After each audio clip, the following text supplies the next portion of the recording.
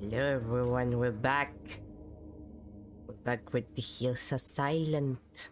And the residents are representations of my psychosexual issues and guilt after murdering my wife.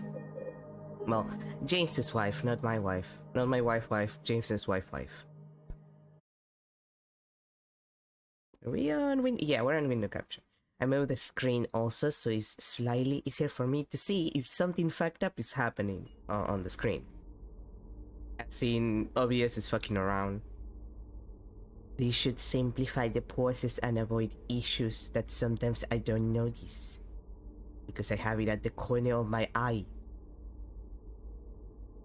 Anyway, hi, I'm very tired. It's hot. The weather is changing. I'm getting the allergies. And it's terrible. It's like, you know how people get seasonal depression when it's winter? I get seasonal depression when it's summer. Like, the hotter it gets, the more depressed I am. I just feel terrible. It sucks.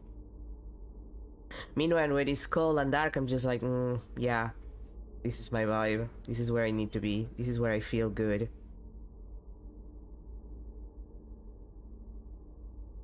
Anyway, if the loading happens eventually, I can try and remember where the fuck I was. Because it's been a while. Alright, the hospital. Okay, let's see the map. That's a chain box. We entered the observation room. We went through C5. C4 and C3 are closed. We passed by the restroom. We went to C2. We haven't entered C1 and it looks open. And we still need to open the director's office. And then the side where the men's locker room and the like that's close. It might be open through the director's office depending on how that area is like set. Also, I just noticed that it changes the layout with the dirt as you move through the map. I didn't notice that the first time. That's actually pretty nice. Oh wait, I didn't check the route that I need to. Okay, so what's the route? L3 through observation room, 2C5, exit C5, and then go through the hallway. That seems to be the route. Yeah, James, I know that there's a box there. Don't worry about it. That is the wrong side of me. Okay, enemies, I just want you to know, I killed you last time. Enemies, I want you to remember that I killed you last time. If you respawn, I will become the Joker. We will have an argument if you happen to respawn.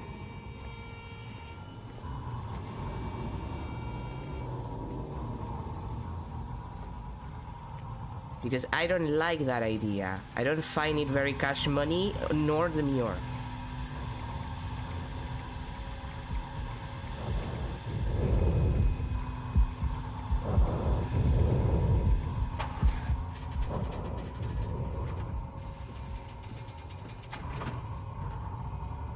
Right.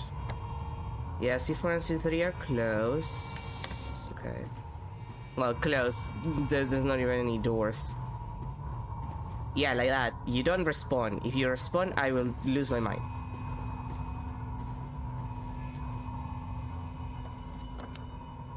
Okay, yeah, that's the way. This is the way, against my better judgment. Wait, didn't I check this? I have the vague sensation that I did enter here.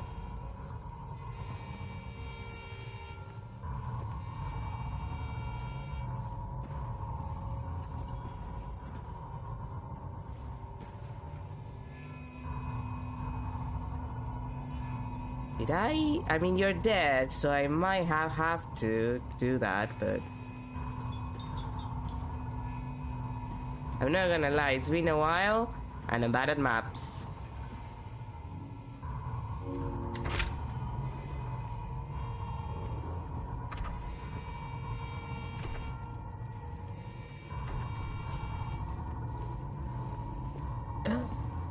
Healing. Wait. Just in case, because I'm pretty sure that I had an actual firearm equipped. James, it's right there. Come on. Thanks, James. Give me that, because I don't have enough shotgun shells.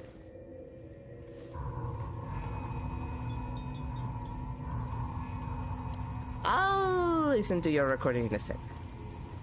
Oh, nothing there.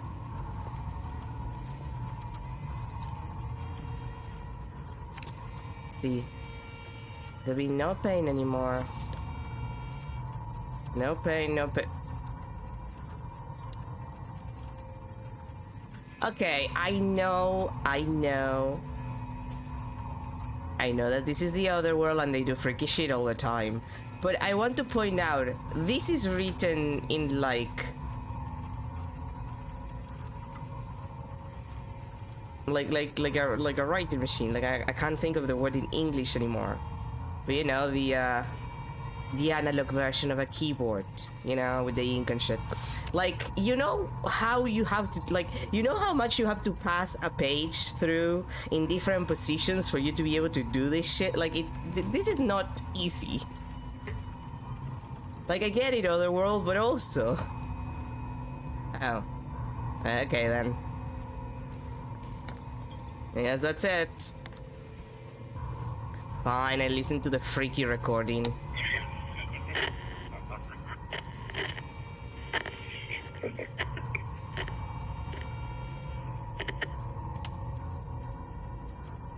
That was less freaky than I expected. Ah well.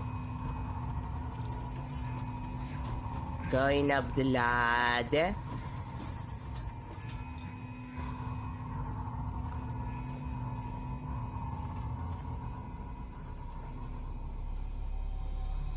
Yeah, I'm pretty sure this counts as torture. Well, that's the torture machine, just saying.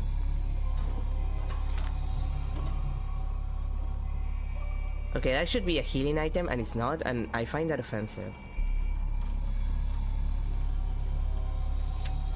Let's see, found 00... Okay, that's a little difficult to read. Found 0050 in the ECT room again. This time I checked. He was not appointed for the treatment. How is it possible he got there all by himself? And how would he know how to turn the thing on? Somebody's going to answer for this. Uh-huh. So close it will happen. Has to. Okay.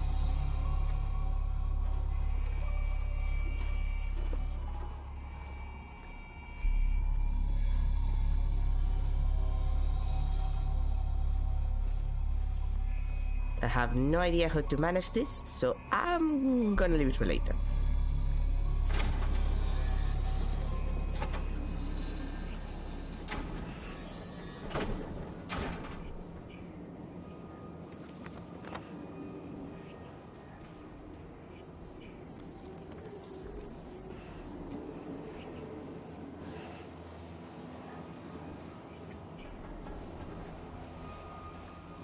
Ah, yeah, good old padded rooms. I hear that. Who's there?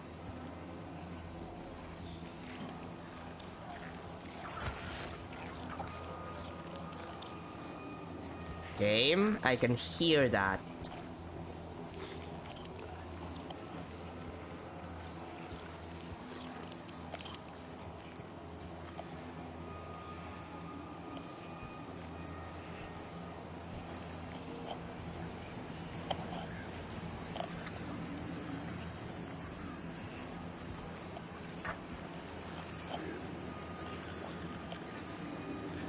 Is it on that side? Seems like it.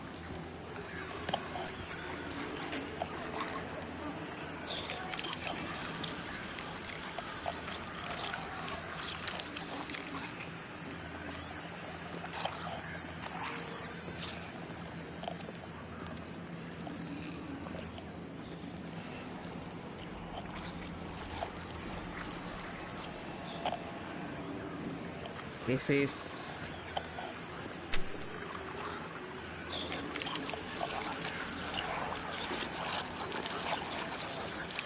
Wait.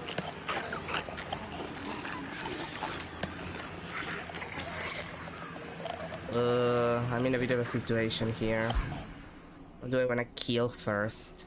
Because I'm gonna have to kill one of them. It's probably the, this littering little motherfucker first. Oh, for fuck's sake, really? James, get back in the hole, please.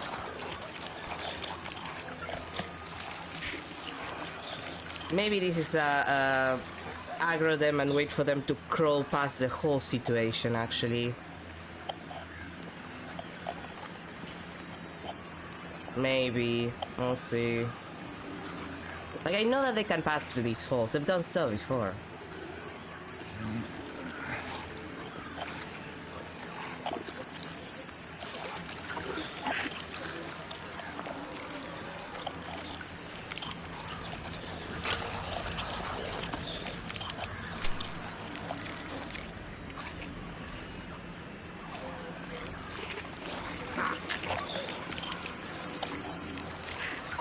Actually, maybe I could just quietly bypass you guys. I could... Oh.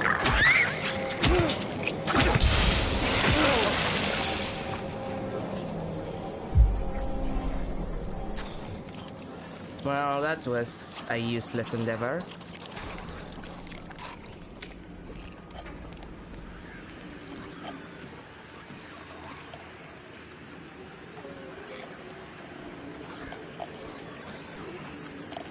So much for wanting my ass to avoid damage. Kelly, stay right where you are.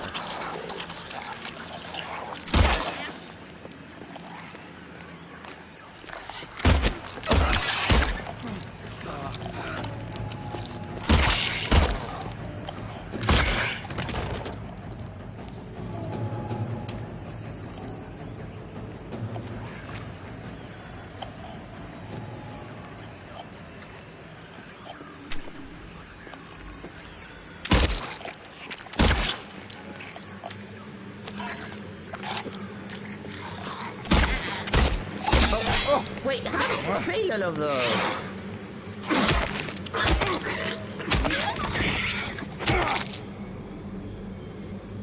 Don't lie to me. I should have at least survived one of those. That's... like, one of those shots should have connected. Don't lie to me. I know I'm bad at shooting, but still. That's so rude of you, game.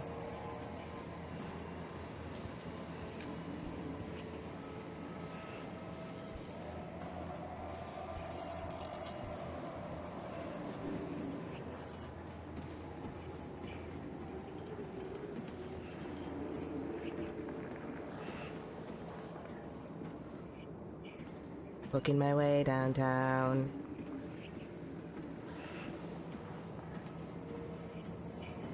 It's not making, it's walking, because I am in fact just walking. I know it's making, but action. Like in this situation, it really is just walking. Okay, real question, why is this here?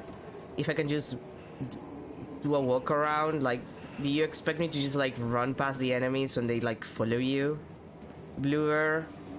Like, Bluer, I hate to break this to you, but like, you made a game where like, engaging with the enemies is usually the only option. Giving me a, oh, you could like jump through here and then avoid the enemies is not something that's gonna happen in this game. Like, that's not a possibility here. There's too many enemies for that to be an option. And they are way too aggressive. And like in the original game, when nothing's on the case.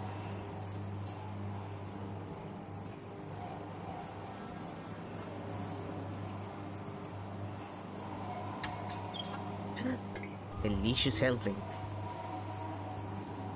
Okay, do you have... You do.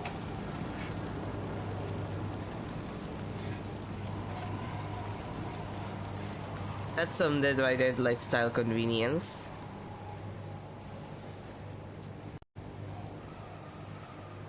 Um, game? Game? Oh. Oh, my headphones did something weird. Sorry about that.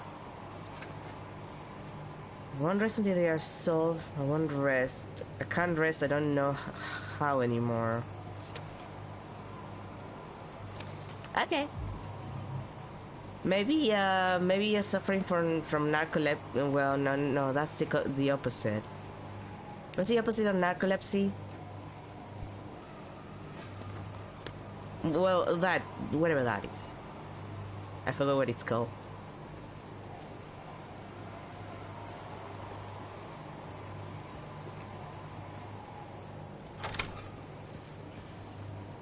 And we've spun around.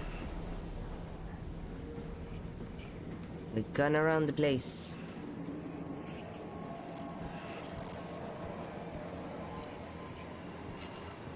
Nothing of value was lost.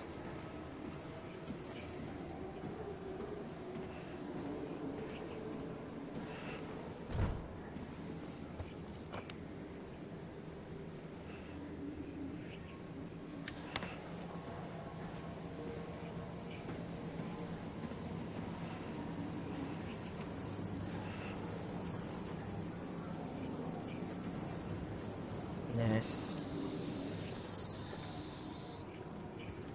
Nothing else, huh?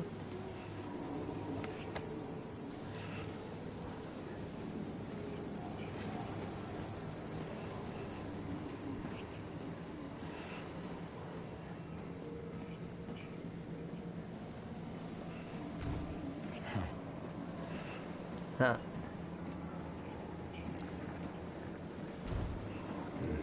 Just making sure I mark all the doors so I don't get lost later, even though I'm definitely gonna get lost later. It's just the way that it goes.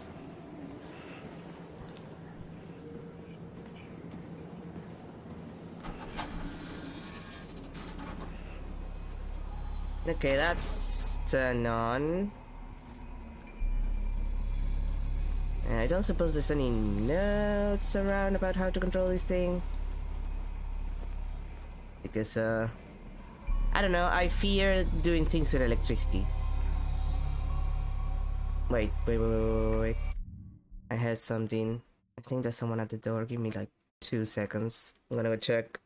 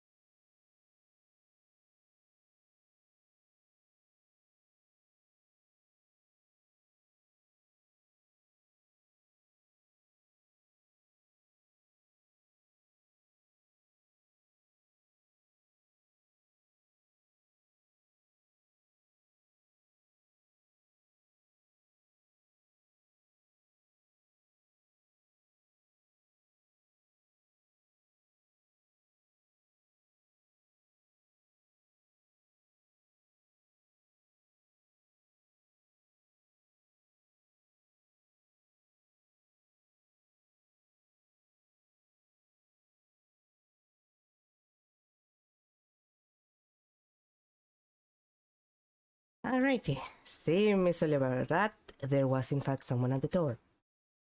Nothing serious, just there was someone there. So, you know.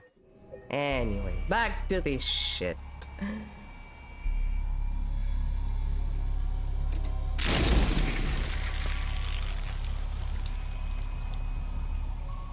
Nine 659. Okay. Thanks. I probably did everything that I can do around here. Going my way downstairs.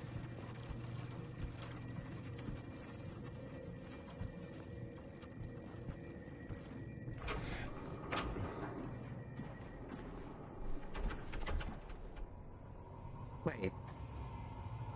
Does it look bad, or is it just the fact that my No, it's just my... No, you know what? That's just my It's actually just the screen. Just the Why can't I think of words? I don't know why my brain is so like dead fried for some reason. Like he died and got fried in the process.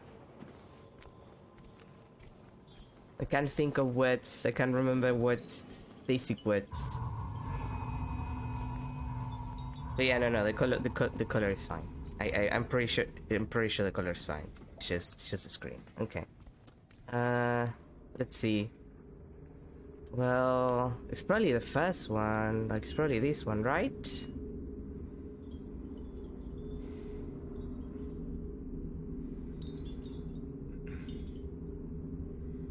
Oh god damn it, I already forgot. I already forgot the number. I already forgot. Okay, 9659, okay.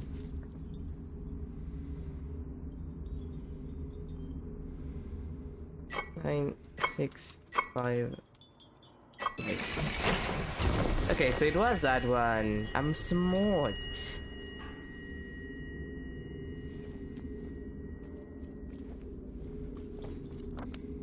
Now, where do I get the other one though?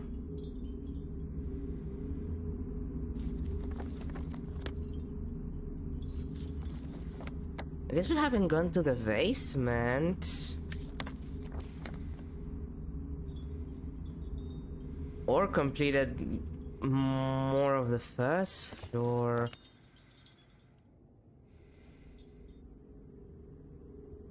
Guess I would need to go through the stairs if they're open in the first place. Guess that's the question, if they're open or not. Because those should be able to take me to the basement. Mannequins, I swear to God. I swear to God, do not respawn. I know you were ragdolling, but if you respawn, I swear. I freaking swear.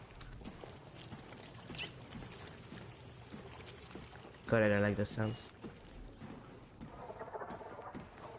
I do have to question why the mannequins are here, though.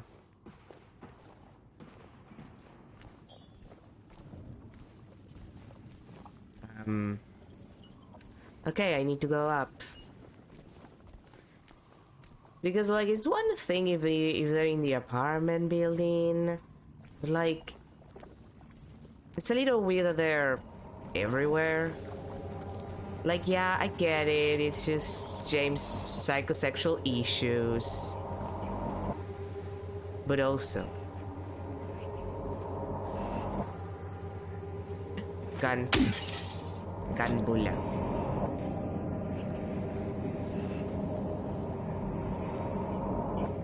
Oh, this again. James could have left Silent Hill like hours ago, and yet he's still here. This man makes terrible choices, I swear. Let's see. Oh, how we dance, sounds playing, our bodies in perfect synchrony, and the music played, and in any dance there comes a time one must take the lead, and the music got louder and louder, pounding, piercing, and then silence. Okay. And nothing there. Okay. That's chains. I don't like that they're in the head though. Not like that.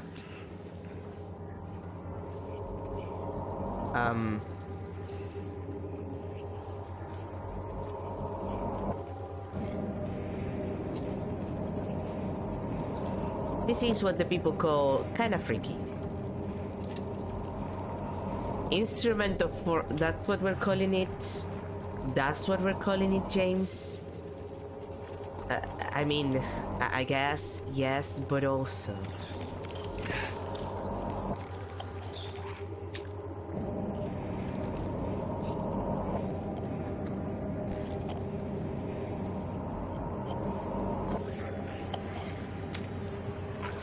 Where are you? Where are you? I can hear you. I can hear you. I swear to fucking God, I can hear you.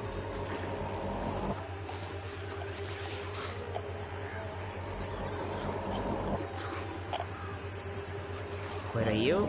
Are you in the other room? Like in front? God fucking damn it. I think this is the thing that I dislike the most about this game. Like, it's a good game, technically. I've been thinking about it for like days.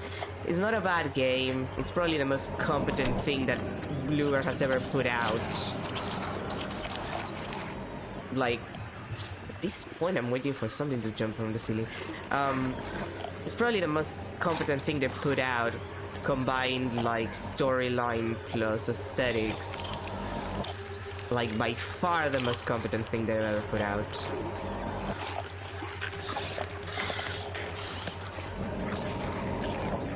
Fucking damn it. Come on, get closer so I can slap you with my pipe.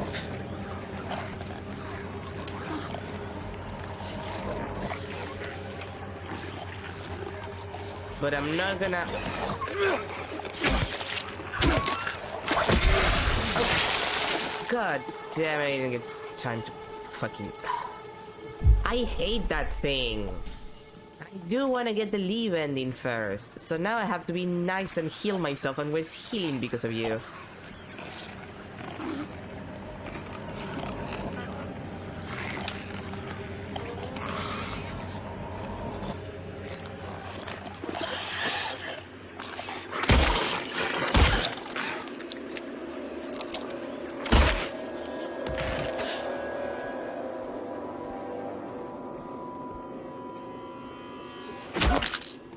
Just in case.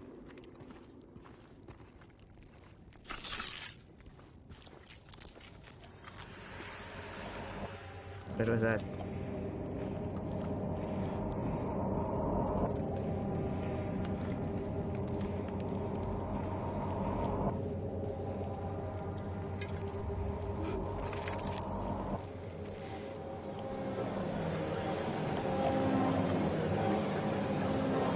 What's... Oh!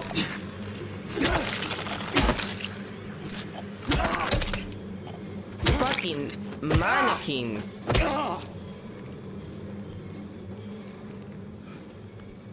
Now that the mannequins appear, that takes me back to my point. Which is, this game is ridiculously combat heavy, even on easy difficulty, which is what I'm doing. Because I knew from the few reviews that I saw that it was gonna be very combat heavy. And I already had bad... I had bad feelings about it.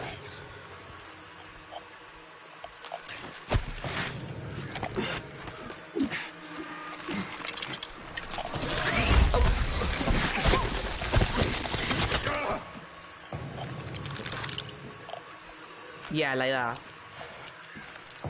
Because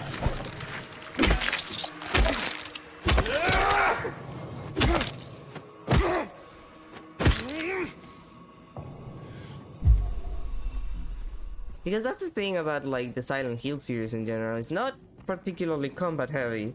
I would argue that the most combat heavy Silent Hill is 4, at least of the original Team Silent, because afterwards they're trying to do the Resident Evil 4 actionization of your sequel thing once they started sending the games to studios outside of Japan.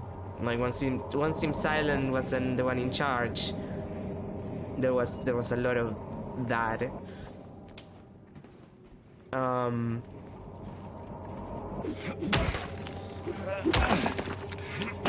Like the most combat heavy was probably 4, and that had more to do with the fact that half of the game is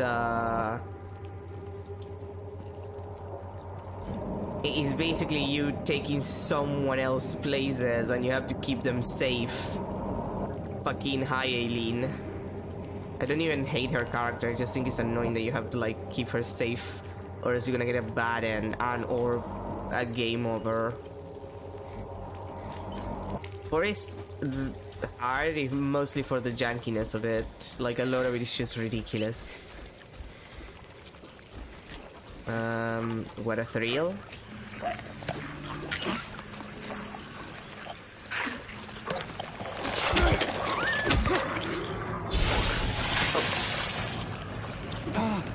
Where's that sound coming from? Where are you? Where are you? Where are you?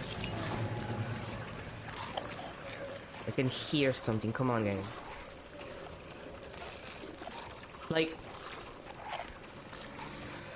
the fact that the spaces are bigger and the areas are longer does not help. Especially when there's no way to escape the enemies, which is the most egregious part of this. That's the most egregious part. Like, it's not just, oh, it's more combat heavy and you're supposed to fight things more. It's you're not allowed to stealth your way out of situations. Like, you're not allowed to just leave the area and hope that the enemies do not fuck around with you, because they follow you through doors and they follow you through like windows and they follow you through stairs.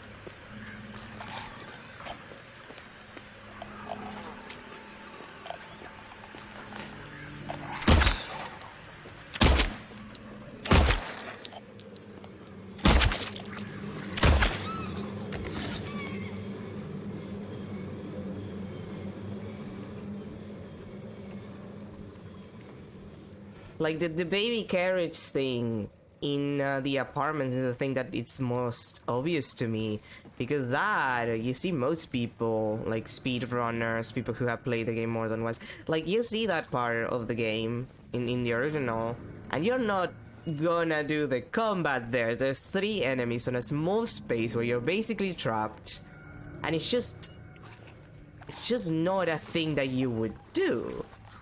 Like, you don't go and actually fight those enemies.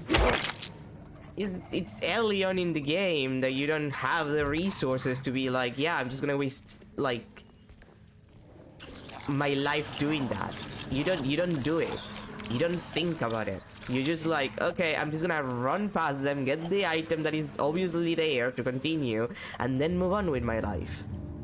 And you just do that, and the enemies, first of all, they take a couple of more seconds to aggro, and they don't get to follow you out because, yeah, they can't do it. They can't move past that area. They're not capable of that. I don't know if it's on the hallway or like I saw it behind the bars, but I don't know if you can get out of there. It can.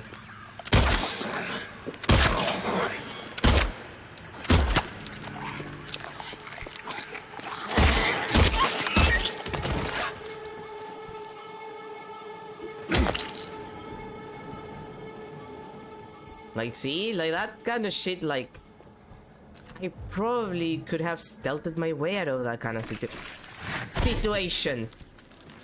I fucking knew it. I fucking knew that you would be there, you little fuck.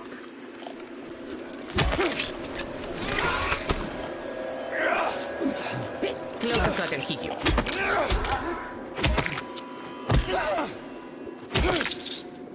And the mannequins are probably the most egregious part of this. Like, it's not just, oh yeah, I don't get to avoid enemies. James, I know I'm angry at the mannequins too, sweetie, but that's not what I wanted to do. Like, it's a lot of bullshit of that kind in this game, where like, what used to work, what was comfortable, is not only not comfortable, it's just impossible to do, it's just undoable. Like, this is not a game that ever will let you do stealth. See what I mean? Like, that fucker was just there.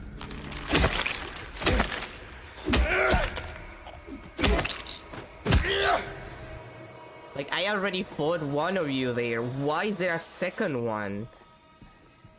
Like, the enemy placement is just not like... It's not that it's unfair. I don't find that it's unfair. It's just, it's a lot. Like, I think that's the issue. It's not that it's, you know, bad. It's not even bad. It's just, there's way too many of them. In very small spaces where, like, a space like this in the original game, like, at most, you would have, like... I just want to check in case that I forgot something in the other rooms. You would have, like, at most, a single enemy, maybe two. And you're not expected to fight all of them. You're expected to, like, try and avoid at least a couple. Like, Silent Hill is very consistent in trying to make you avoid enemies. Like, look at this shit. Look at that. I can see you. Why do I need to fight an enemy here? Like, yeah, if I want to check the entirety of the room, I have to. But do you see what I mean? Why are you here? Why are you here? Why are you standing there? I can see you. Why did I have to put an enemy here? This is an actual sincere question. Why do you put an enemy in an area where I'm... Like, look, I get lost. I'm blind. Not literally, but metaphorically. I'm blind. I get lost. I have no sense of direction. I don't, like... see the things that are like, oh yeah, the yellow paint on the stairs or the ladder on Resident Evil 4 Remake. Like, I'm that person. I'm the person who needs the paint. I'm specifically that asshole. Why are you here? Like, this is not good enemy placement. It's just annoying enemy placement. Yeah, I just got tired of waiting, and I got tired of you.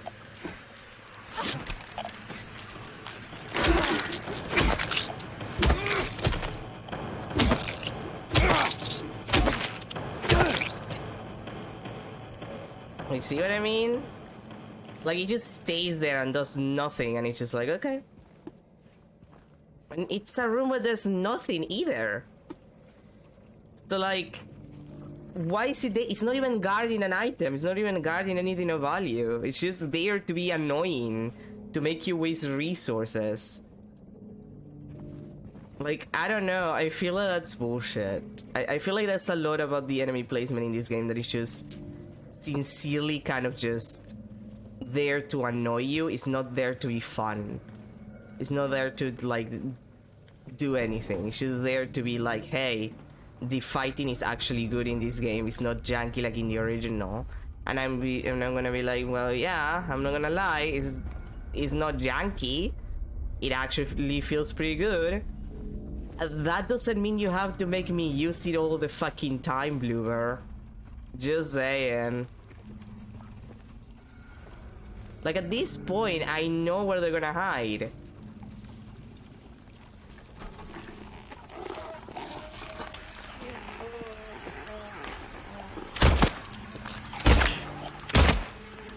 Oh, god damn it.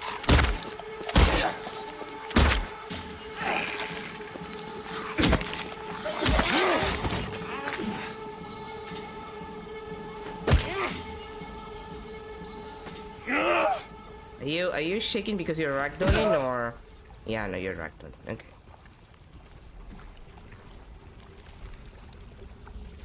Ew.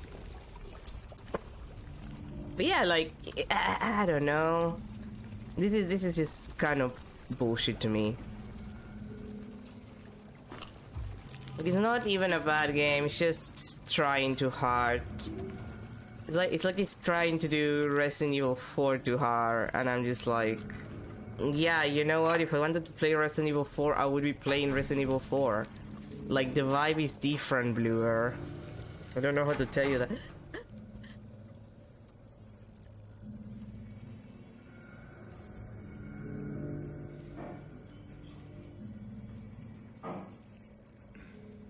Sorry, I was sneezing.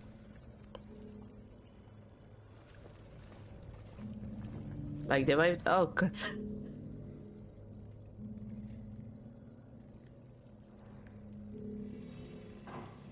I was sneezing again. I hate my allergies. So my allergies are the worst. Anyway, I was saying. Like, yeah, the combat is good. I don't need to use it all the time.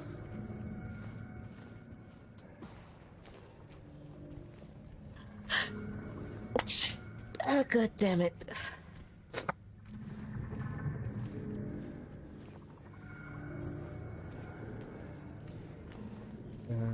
Where was I supposed to go?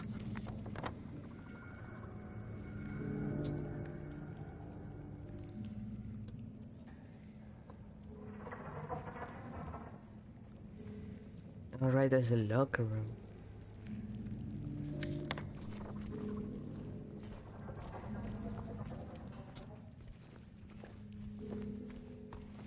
But like the vibes is different. Like you can't. Like it's funny. I heard someone say the other day that, and it's not a usual opinion that people have, that Silent Hill is more about the vibes than anything else, and I have to agree. Like the thing about Silent Hill is that it's very thematically connected with like one or two things that are like, yeah, this is, you know, clearly in the same setting. It's not here please. It's not like particularly cohesive a lot of the time on like why the game why the world acts the way it does. Like, and that's on purpose. Well, that's very much on purpose in my opinion, because it's not supposed to be telling, like, the story is more about like what's happening in the moment rather than the overall situation with the town, and whether or not there's like a fucked up god that just wants to see people suffer for, you know, funny haha reasons, which, you know, why not?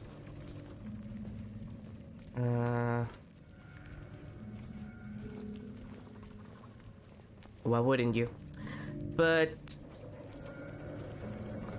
that's also part of the issue, because like entry, restroom, medical records.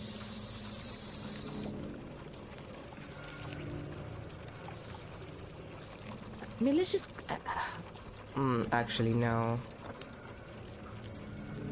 Restroom from there. Okay, let's see if I can get to there. My sense of direction is once again screwing me, but what can you do? Precisely because of that nature. Wait, wrong side. What am I doing? Like, precisely because of that, like, this game kind of just doesn't work for me. Or rather, it doesn't work as a Silent Hill 2 game.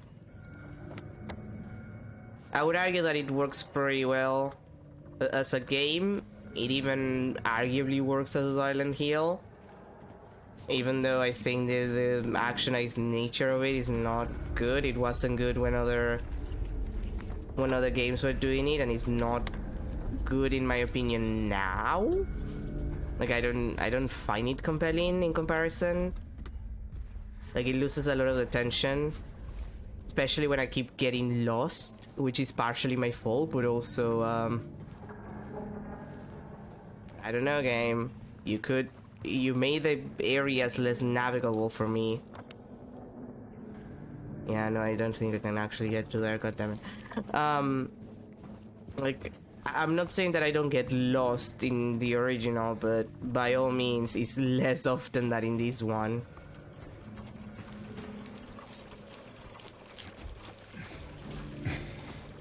And I don't have to worry about my HP as often, which ultimately keeps being the issue. Like, the tension heavy, I don't know if shit is gonna happen to me or not, energy that worked for the original Silent Hill 2 and arguably kind of worked for Silent Hill 3, I would say, though Silent Hill 3 is also slightly more actionized than 2.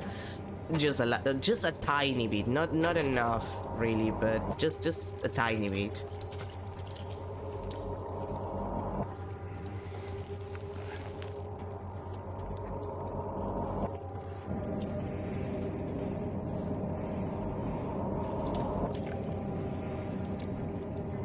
Like, this is so... What? James, why did you get your gun out? Like, they're dead. Like, that thing is dead, I'm pretty sure.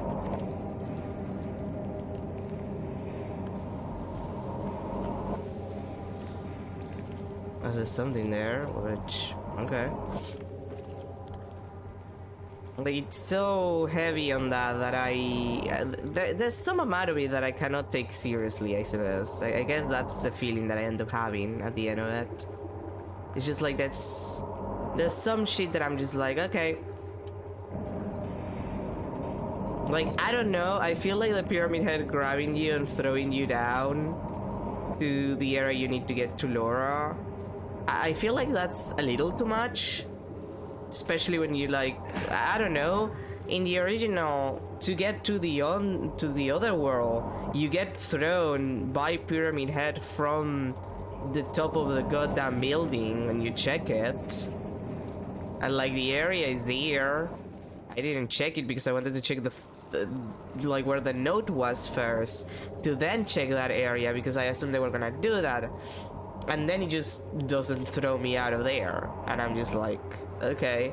Which I guess it makes sense because I had not met Laura yet, and you have to meet her yet to even get to the other world, or to the other world, because that's, I believe, how the events play out in the original. It's been a while, I tend to forget.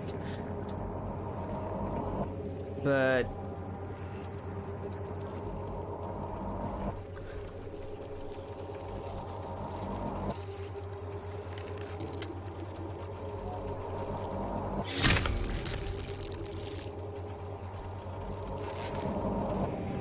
oh.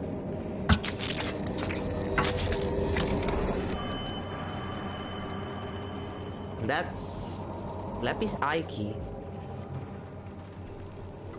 Key. What do I need a key for?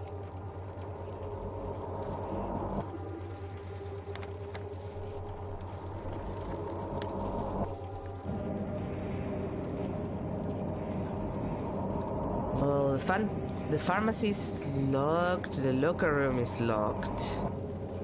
Floor 1. This lock there's a lock there on the restroom. That would take me to the other half of the area of the second floor. And this area is mostly clean. Like the third floor is clean, I believe. So, wait, that's it? Oh, I haven't checked D3. Might as well go there and check if there's something. If I can, anyway. Like, at this point, I might not be able to. Wait, wrong side. Am I having a world that I just didn't realize?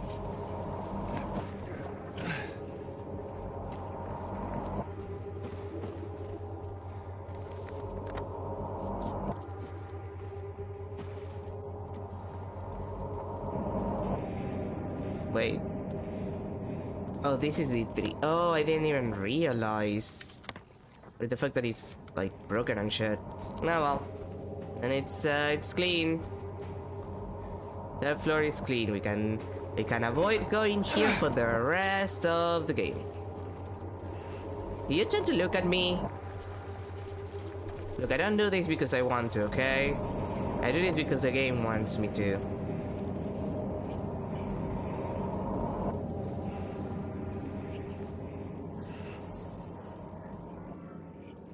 Freaky ass thing.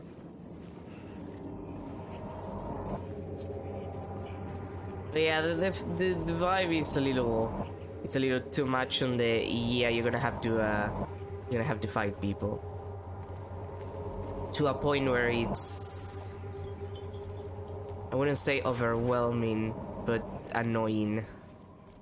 Especially the mannequins. Like the mannequin situation is ridiculous. Especially because like the mannequins weren't used that much in the original. Like I'm not saying there aren't mannequins because oh boy there are mannequins, but not this much.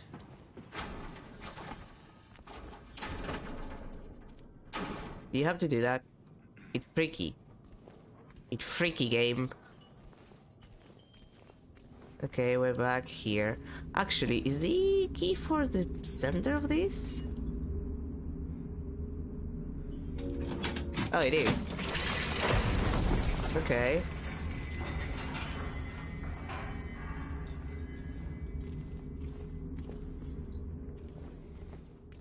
Wait, that cover that. Well, while I'm here, I might as well save.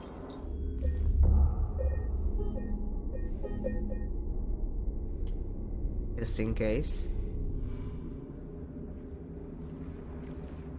Okay, think, James. Think. Think, Jameson. Where the fuck can we go? Well, like I said, there is a door on the restroom side. That's one possibility. Third floor is clean. We have not touched the basement in any way whatsoever, so it could be there. And then there's a door in the pharmacy that could be anything. And then there's a door by the locker room, which should take me to the other half of the first floor, if that's even available. I guess let's check the bathroom as here first. This is closest anyway.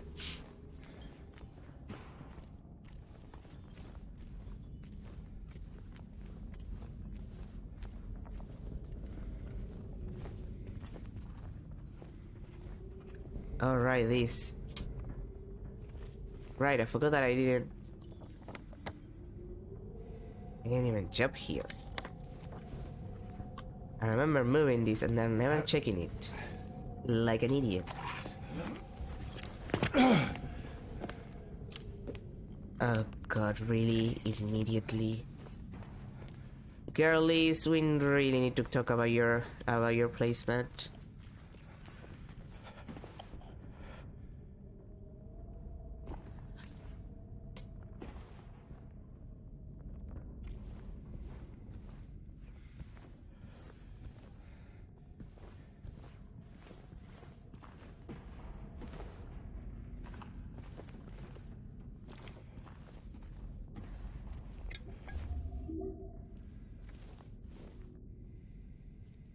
Is there anything here that I'm... Don't make moaning sounds. It's weird.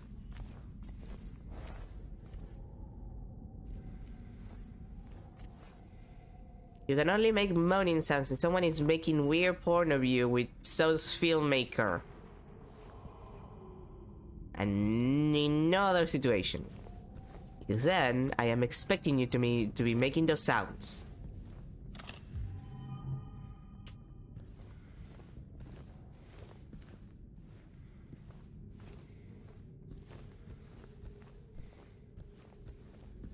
Oh, really?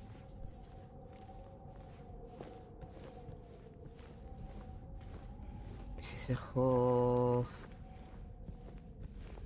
Okay, this is the whole area, it seems. Let's see. That's the only real exit out of L1. Except, I guess, for jumping out of here.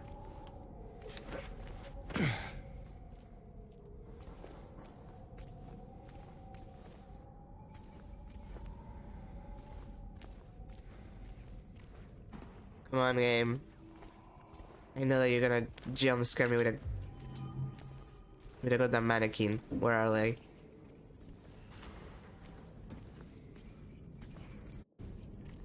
At this point, I'm expecting them. Oh.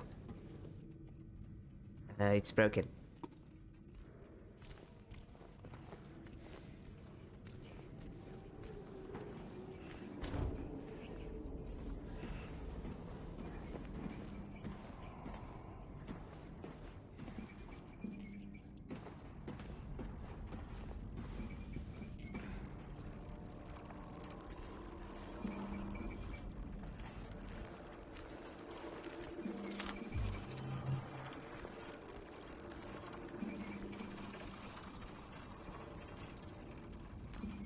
Like, I know when it's gonna jump scare me. I know when it's gonna try to jump scare me.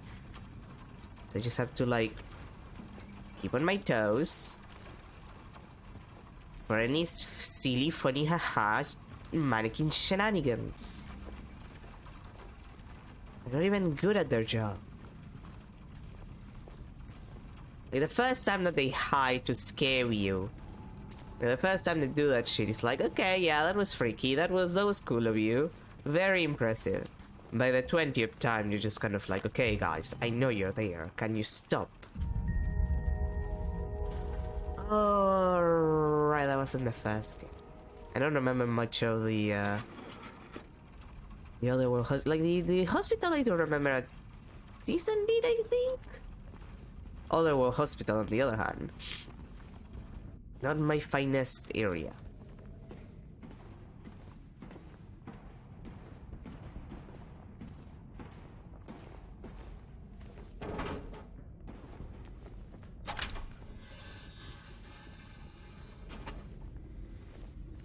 Oh. Turn around, huh? Okay.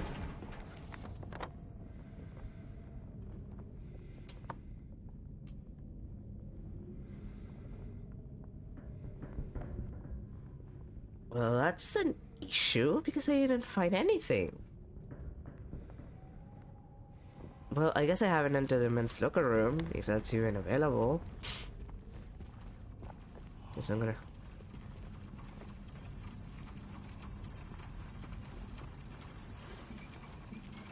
Well, time to break this then.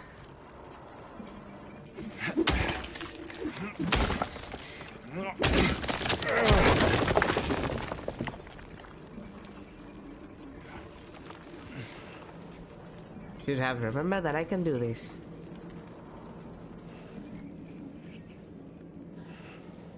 Pills. Pills here! Joke that is no longer funny, I guess. Watch it go dark.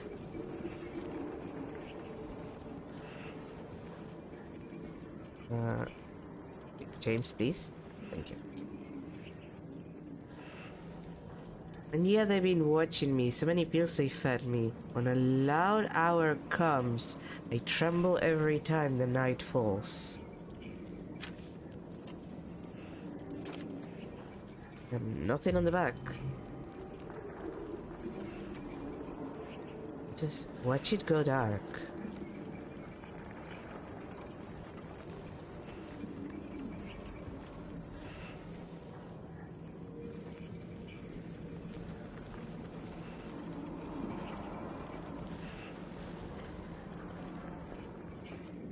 Okay.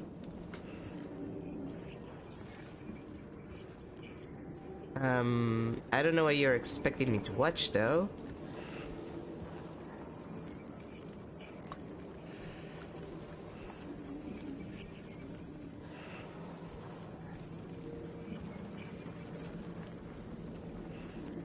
Yes.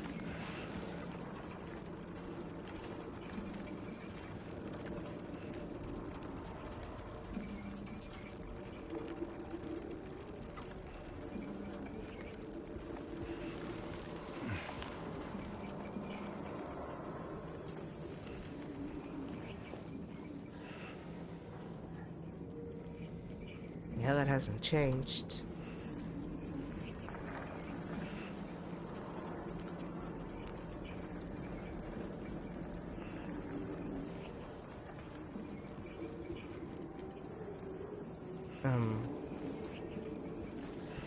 Yeah, I can see where the light is pointing me, but...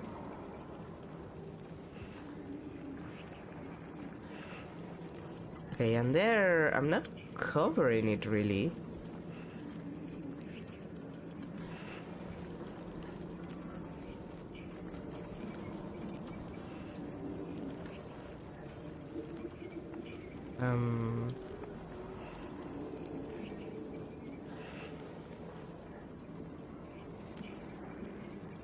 Okay.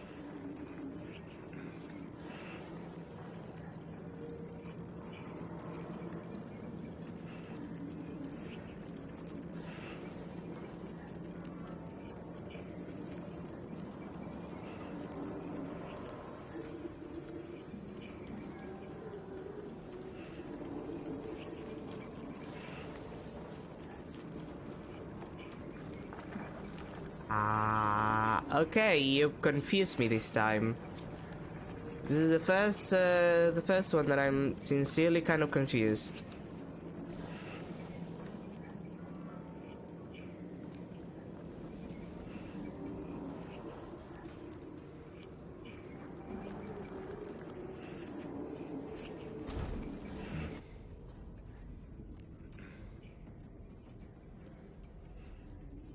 Wait.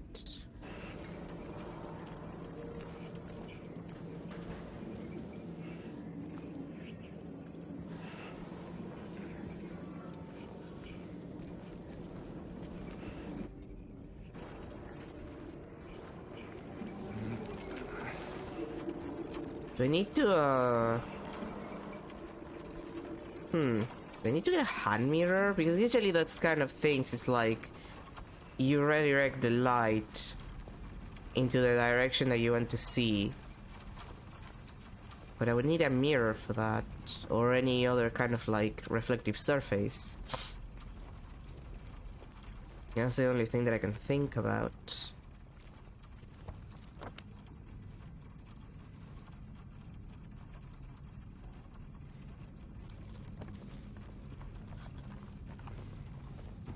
I don't exactly know where to find one though.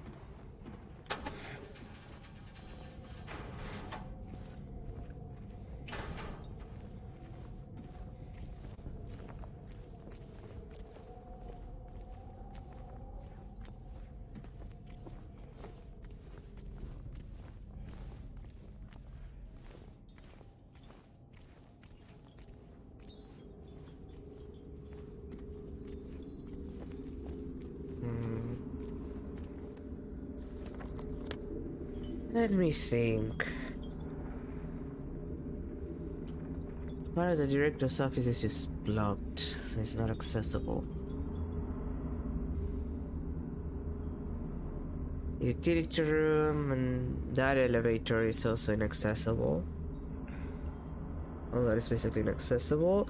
And we checked everything.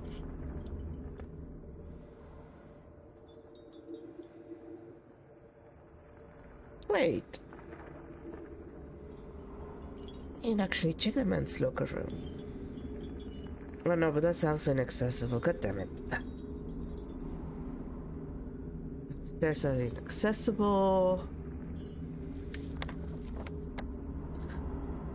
The floor is just, it's clean. Third floor doesn't matter. basement I haven't gotten to at any point, which seems like a problem. But for that, I would need to go... For that, I need to get... there from the other set of stairs. And I'm not entirely sure how to.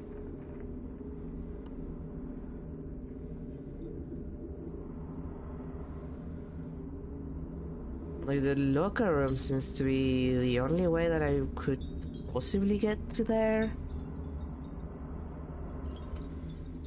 Like, I would need to go... I don't even know if I can go down from that side anymore, actually. Can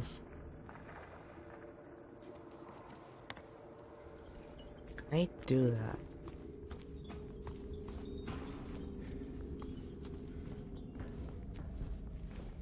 Not...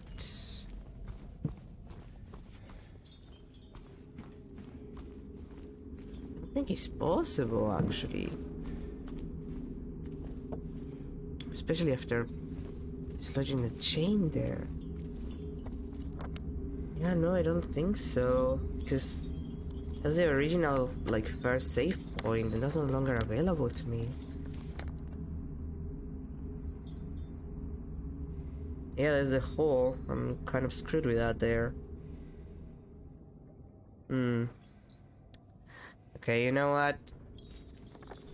Sometimes you have to admit that you're stumped and go to the experts on the interweb. So let's check that clock puzzle, because if I can do it without moving anywhere else, I'm wasting time here.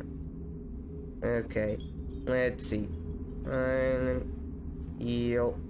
Remake.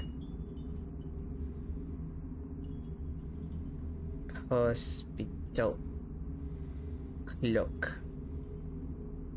Just to understand why it's doing that. Like just to understand.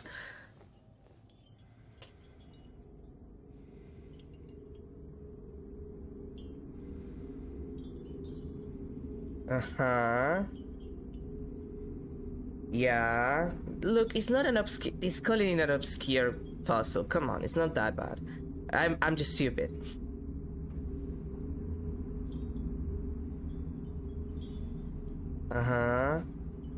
Yeah, I got in there.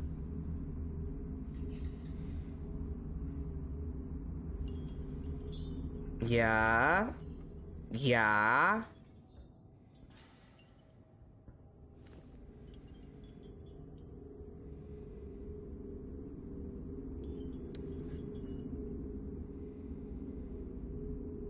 Okay. The first line's okay. The first line of the note gives you the one. The second line mentioned pills in the sink you will see. The third line mentioned the loud hour. If you move the clock hand around, you'll hear bells and be attacked at 2. Wait, what? You can move that shit? The fourth line talks about the light falling, and if you look at the light through the hole marked watch it go dark, you will see it go dark it'll go down 2 times. Okay, that's dumb, but also that clock doesn't move. Like, that clock doesn't look like you're supposed to be able to move the... You know what? I got the answer. I'm not gonna even question it. That is a dumb fucking puzzle.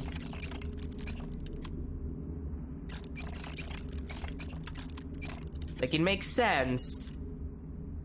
It makes sense.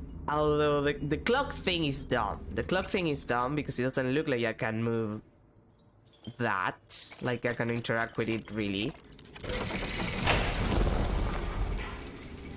But okay. Thanks for giving me the answer. Okay, what's in the box, James? What's in the beautiful box?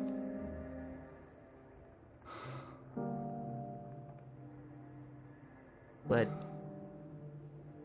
What? Oh, it's empty. Not even a key?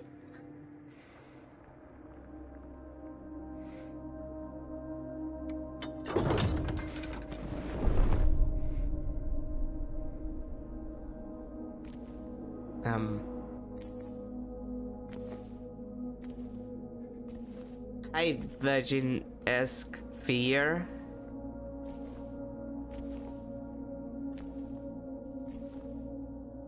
With a literal wafer in your mouth. Okay.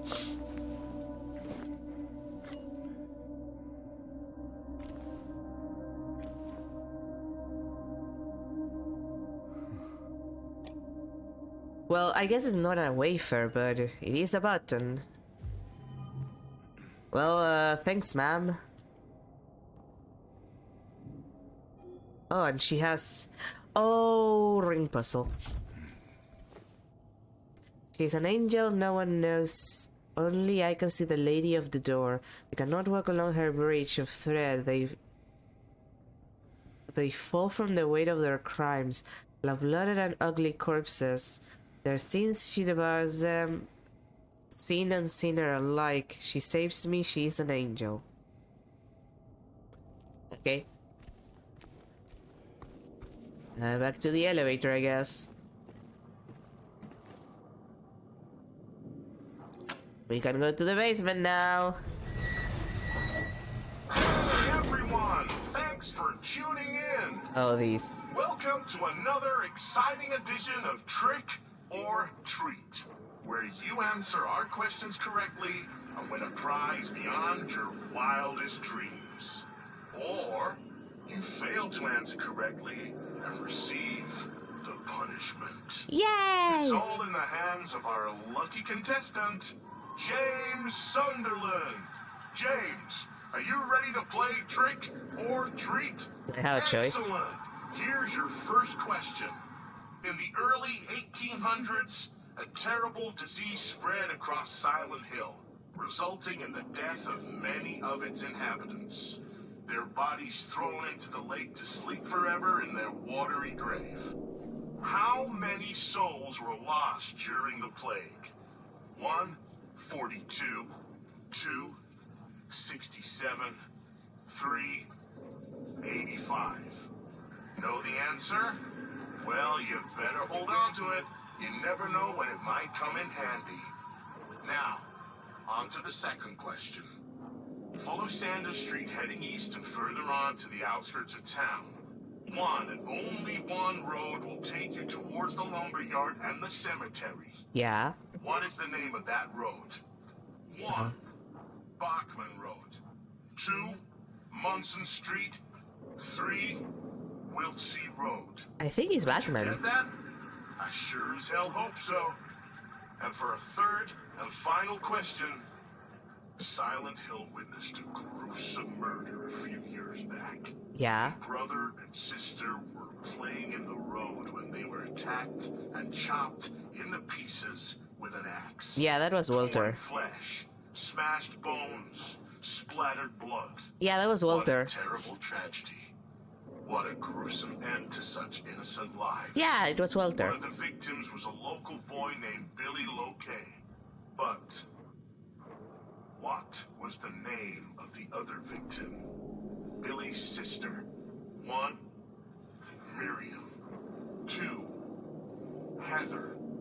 3, Julia. I think it was Julia. Well, that's the last of our questions. Have you got it all figured out? If so, fantastic. The time will soon come to collect your prizes. I don't remember how Be careful. If you're wrong, punishment, yeah. well, looks like that's all the time we have for today, folks. Thanks for tuning in. See you somewhere, sometime, in sickness or in health. Until Bye. they do us part, yeah. What the hell was that? Don't worry, it was funnier in the original. I'm weirded out by the first question because I think that that's something that you would get if you went to the historical society, and we haven't gone there. And I don't think you can just enter like by yourself without passing by the hospital first. So that's weird.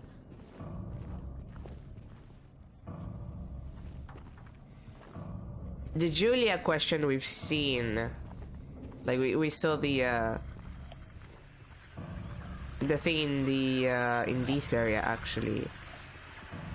And the other one I would need to check the map, but I think it's Batman.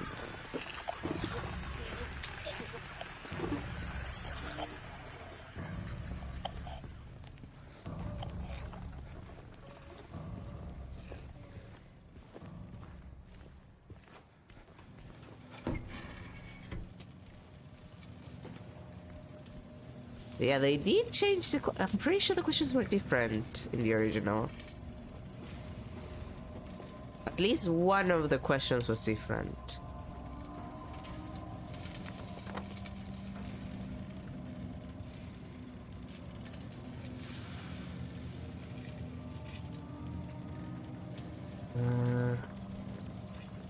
Maybe let's check this area since it's close off afterward. Yeah, let's check this first.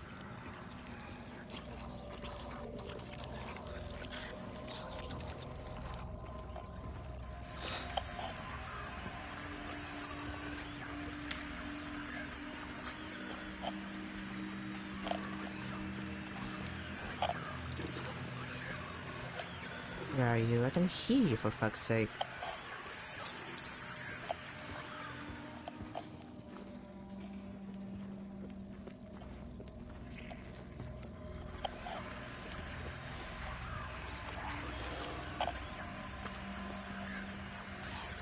Oh. Okay. Just put the in. We haven't seen the insects in a while. Have to put a couple.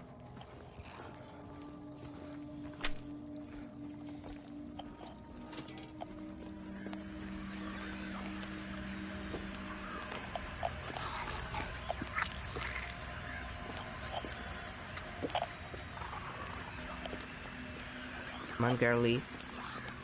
Come on, girly. Get on my line of sight.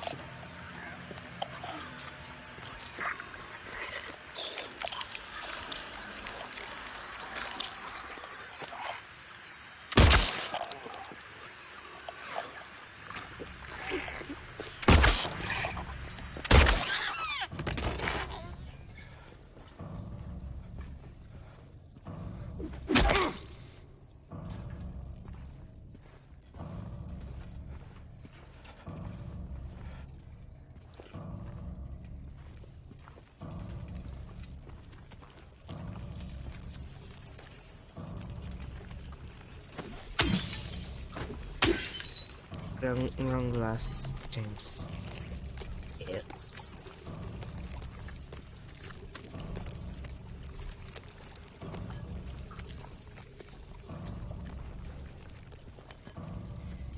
I can hear the goddamn insects. Come on, where are you? Oh. Girly! Really?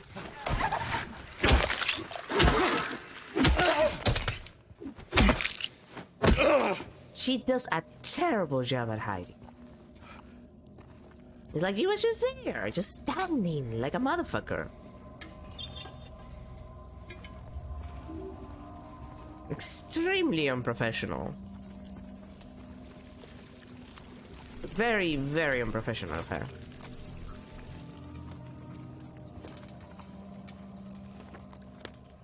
Okay, that's all on this side. We can move on to the next one. But yeah, that's what I mean. Like, that is an excellent example of what I mean about the mannequins. Like, that's absolutely what I mean when I talk about the mannequins. Like, that bullshit, that's it. That's what I mean. It's absolutely the problem. Like, I've gone through that shit, like, several times. I'm tired. Like, part of the reason why Silent Hill doesn't have a lot of enemy variety, like, it's not like it doesn't have it, it's just... You'll probably encounter, like, at most 6 or 7 types of enemies, not counting bosses in a Silent Hill game.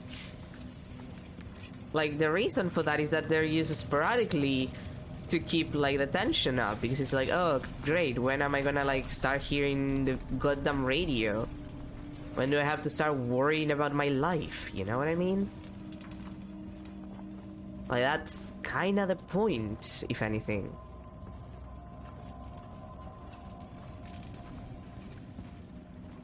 See, I can see you right there. Like, girly, I'm perfectly aware of your presence, okay? Like, just come out and attack me, please. Like, I know that you're there. Come on.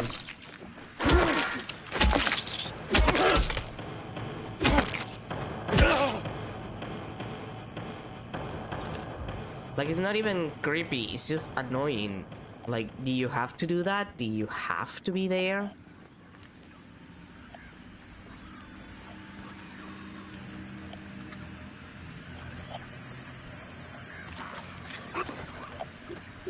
Oh, it's one of you.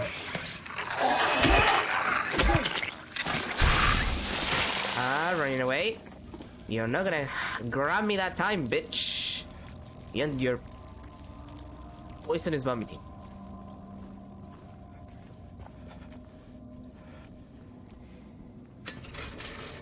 Not gonna get me this time. Asshole.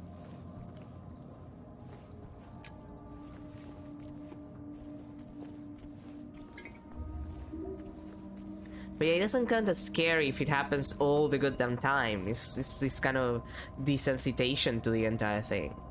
Like, the first time that the mannequin hides, that's very freaky. By the 20th time, like I said, it's not. But if you use it sporadically, like, oh yeah, it happened once, and then it didn't happen again for like 4 or 5 hours, and then out of nowhere there's another one, and that's freaky. That's freaky. That's like, oh, I wasn't expecting you, and you're back. Awful. Awful, awful, awful.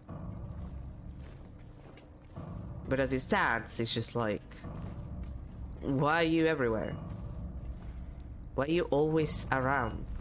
Why do you not leave me alone?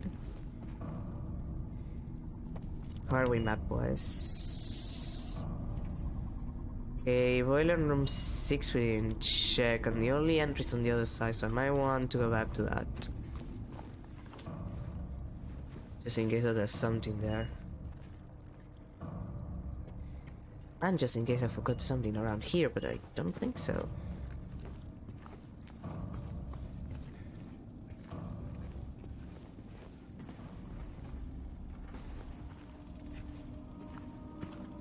Oh. Okay. That's why I couldn't enter.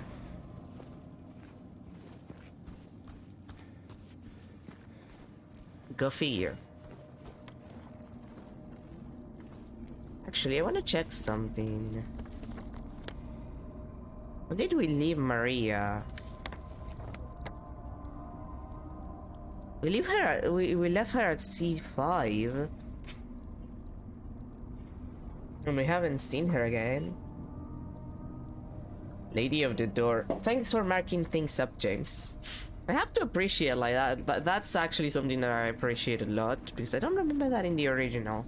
And it is helpful now that the maps are larger. But it doesn't change anything else.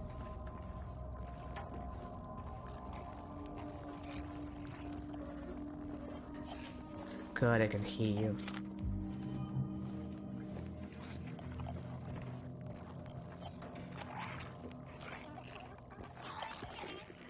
Are you immediately in front of me?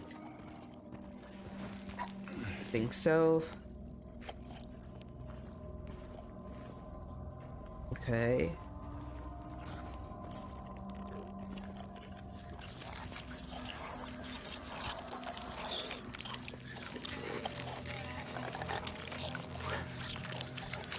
Nurse or... Okay, nurse. Come on, nursey.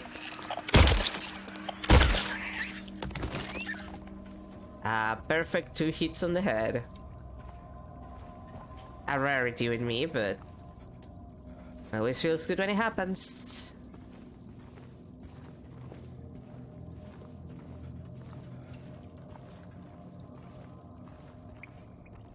Okay, that's my leaving route. My escape route, if you will. Anything else around here? Doesn't seem so. I probably could have run past the nurse and just gotten in the thing, but I'm afraid that if I do that, the nurse would literally just follow me, because the enemies just follow you now, and it sucks.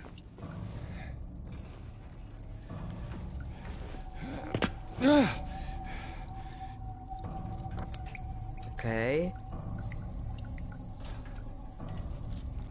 The other side of the stair then. Hole.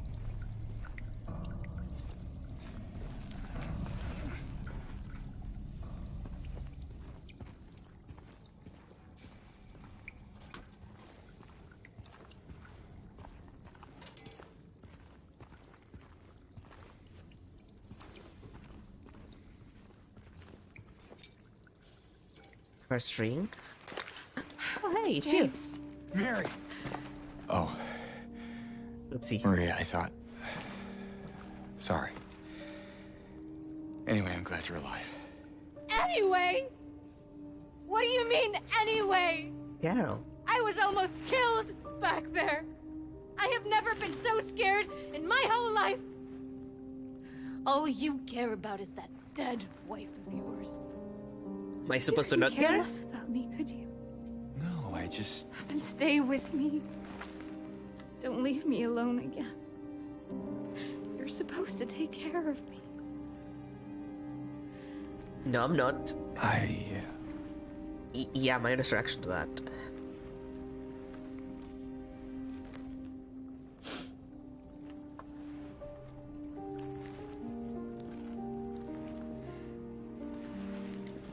So what about Laura?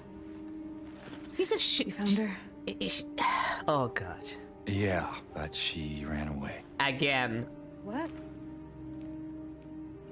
Well, we have to find her. Yeah, you really seem to care about that girl. Do you know her? I'd never met her before. I just feel sorry for her. She's all alone and... I don't know, for some reason I feel like it's up to me to protect her. Come on, let's go look for her. Yeah, it's not like that's symbolic or anything. Anyway. You know, James, if you had not said that anyway, you probably would have been fine. You would have been like, oh, I'm glad you're alive, and that would have saved you a lot of roasting from this woman.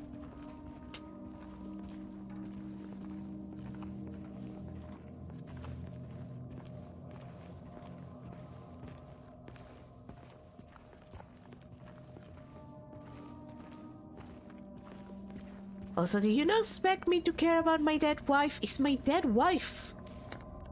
It's the reason why I'm here. Does it look like I would be in fucking Silent Hill if it wasn't because I cared about my wife? God, Maria. You're also so shamelessly into me and I don't like it. I'm trying to find my wife. I'm just trying to find my wife, Maria. You're so dickish about this. Also, it's funny because I was watching a playthrough of Silent Hill 1 to remember what the fuck happened in that game. And Harry Mason actually mentions that his wife is dead, which I remember, but I didn't remember that he mentions it. And he specifically mentions that he died 3 years ago, which kinda makes sense. Like it ties up with these because you assume that James is not lying because Harry wasn't lying about that. It just, oh great, another protagonist whose wife is dead. What the hell is that? Rain. What do you know? A stroll in the rain. How romantic. Maria, what are you talking about? I'm trying to keep things light, James. Just humor me. Yeah. Sorry.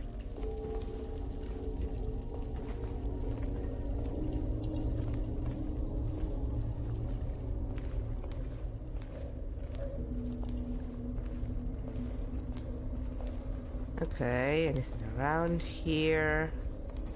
The police A hole.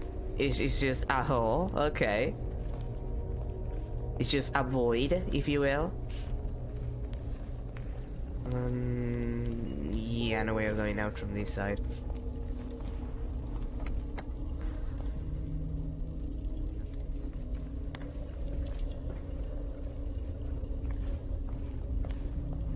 But yeah, like Harry has kind of the same backstory, arguably, except that they had a child.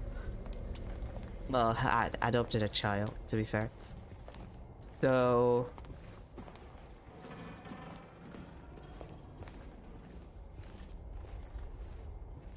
I guess the expectation is that you would be like, originally the expectation would be like, oh, you would believe James about this entire situation.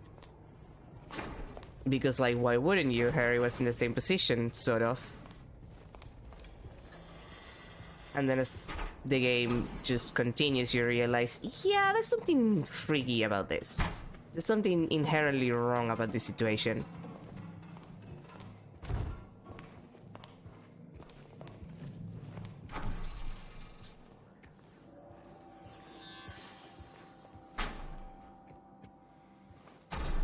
Is that what I think it is?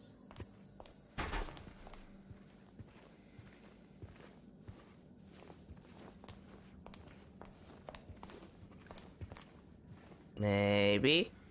I don't know, I'm gonna check everything first. Okay, fine.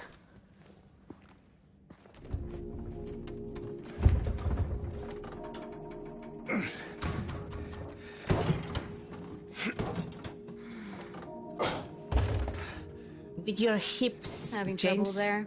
Not your knees. Yeah.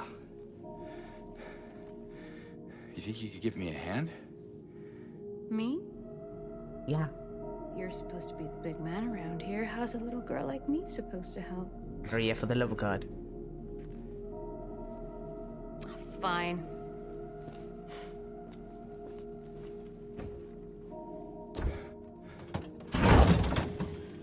Oh, God.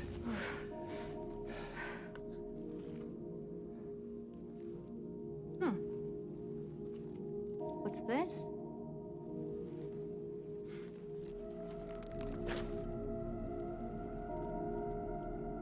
Not very cute, is it? Here, why don't you take it? Oh, hey, your bracelet. Thanks. I've not noticed that before. Is that a Mercury sign? That ring. Okay. So, where to now? Come on. I think I know where those rings belong.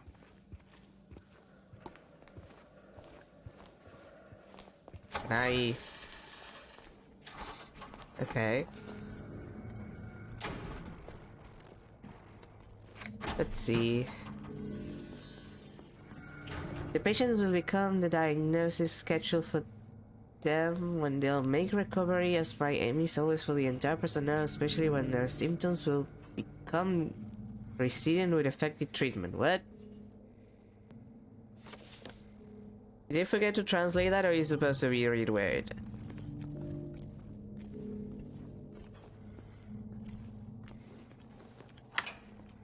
Where would this lead us? Oh, to the opposite side. Like here.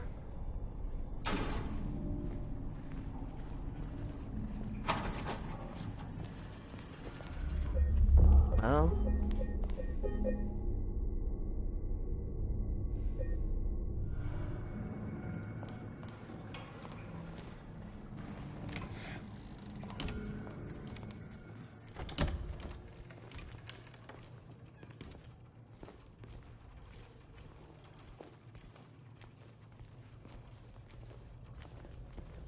There's nothing here, right? Right. Okay, then... back to the elevator, I guess.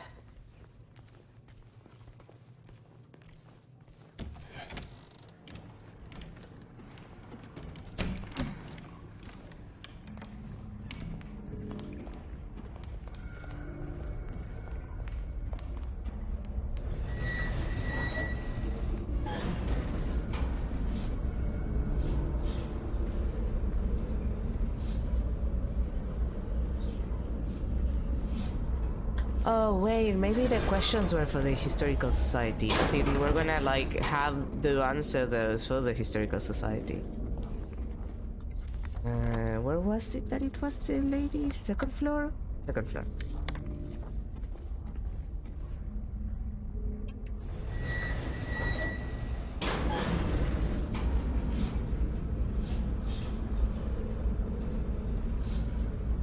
Making my way upstairs.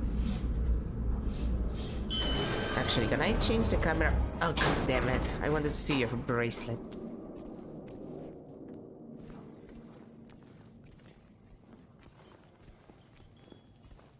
What is that? Don't worry about it. Where is he? There you are. James? What's wrong? Let's just get out of here, okay? Yeah, sure. Once I've finished.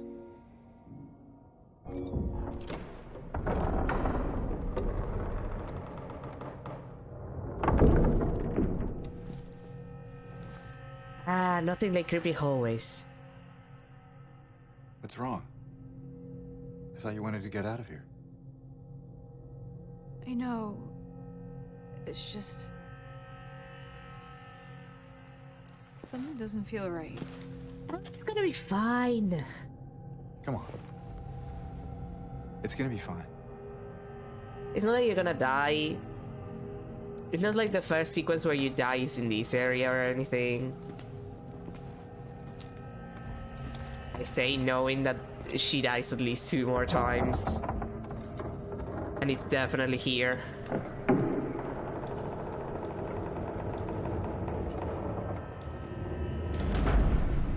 I have to admit that the cutscenes are very well framed. Like, the cutscenes are surprisingly well presented.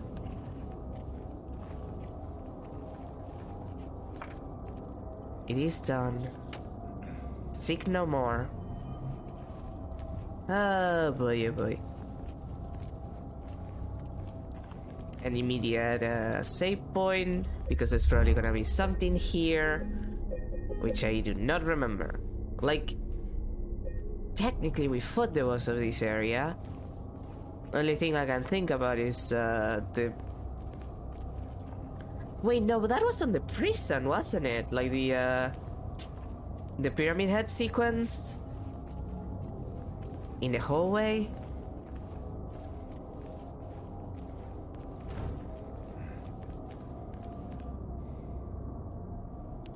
Professional hole checker James Sutherland. He checks so many holes. That's what she said.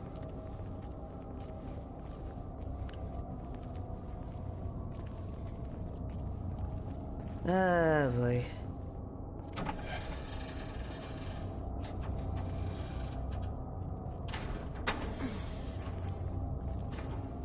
Is this?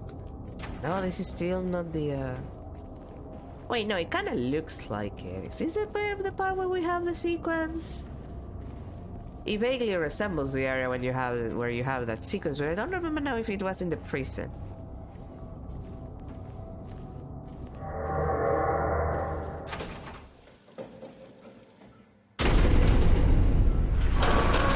No, it was here. Run!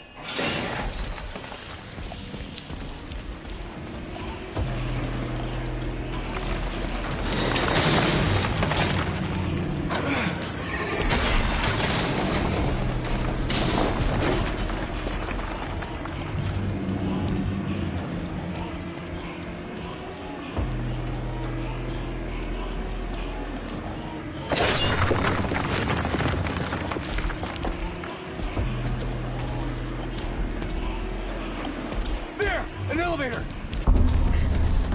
Oh hey, now she's behind me. Come on, hurry!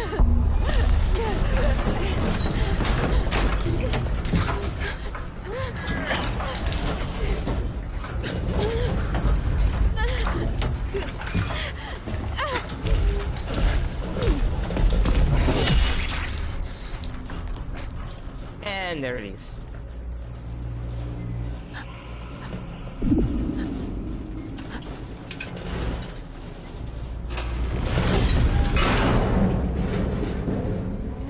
I like that better in the original, not gonna lie.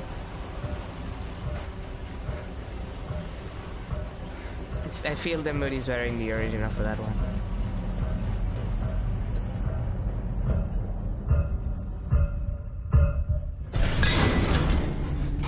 Also, it doesn't feel as weird because it's entirely a cutscene and rather than a sequence. So it's not like there's this weird discontinuity of me being like forward and her being behind me when she's been like running faster than me the entire time. Like, I just feel it's better in that respect. Like, you could have just made that an entire cutscene and it would have been fine. Sincere opinion.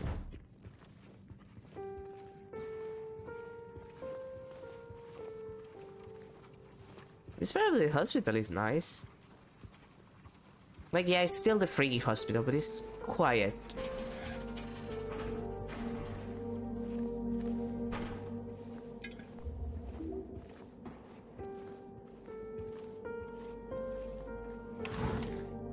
It would be nice if no enemies jumped me, because that would ruin the mood of the set piece. Just saying.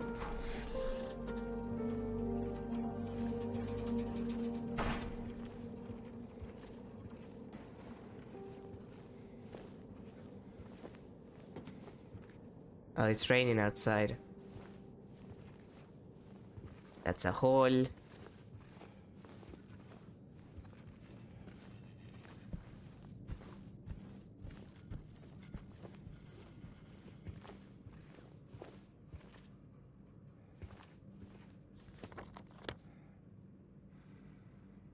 And let's check the last little bit that's still available.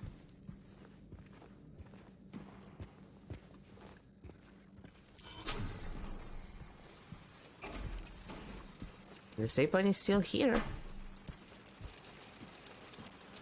Oh, that's pretty. Like, again, I said it before like a million times and I'll say it again. If there's one thing that Bluebird's good at is setting like the set piece. It's like the presentation of the set piece is always pretty good. Let's see. The potential for this illness exists in all people, and under the right circumstances, any man or woman will be driven like him to the other side. The other side perhaps may not be the best way to phrase it. After all, there is no wall between here and there. It lies on the borders where reality and unreality intersect. It's a place both close and distant. Some say it isn't even an illness. I cannot agree with them. I'm a doctor, not a philosopher or even a psychiatrist, unlike the director. Okay, but a psychiatrist is a doctor. You have to go through medical school for that. Just saying. A psychiatrist is a doctor, otherwise they wouldn't be allowed to prescribe you pills. But that's the difference between a psychologist and a psychiatrist. A psychiatrist actually can put drugs in you. A psychologist is not allowed to do that. And you do have to go to medical school. So, I don't know what you want me to tell you, dude. But sometimes I have to ask myself this question. It's true that his imaginings are nothing but the inventions of a messy mind. To us, rather. Why did I read that like that? It's true that to us, his imaginings are nothing but the inventions of a messy mind. But to him, there is simply no other reality. Furthermore, he's happy there. So why, I ask myself, why in the name of healing him must we drag him painfully into the world of our own reality? Hospital entrance key.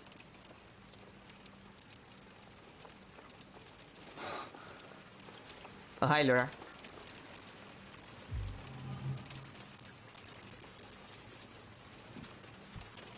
Oh god, that reminds me. They tried to, like, make an entire thing of, like... I probably should say... With the last couple of things that Konami has been doing, they tried to do something of, like... How did they call it? Silent Hill Syndrome? Like...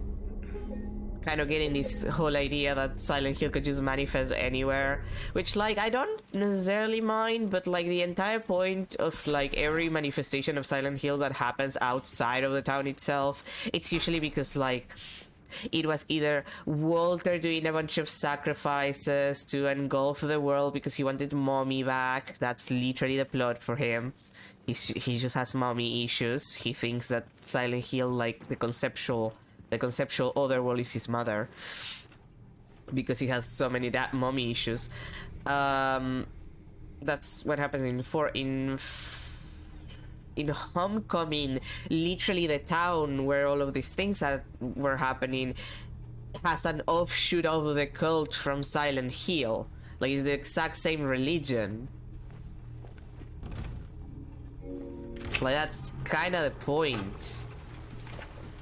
Like, I don't necessarily mind, because again, this game is very much about vibes more than anything else. Oh, the map is getting wet. That's what she said.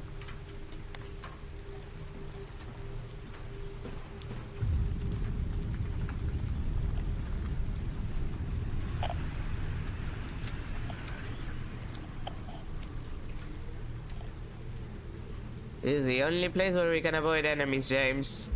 We're not doing that shit. Actually, what was the map that I wanted to check? I didn't check something, and now I forgot. God damn it. Well.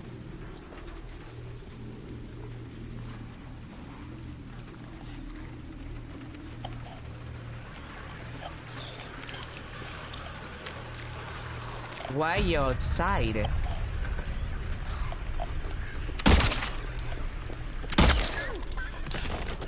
No, seriously. Why is a nurse outside? Like, I don't know how to explain this, but nurses generally did not appear outside of the hospital in this game. Why are there nurses outside? Bluebird.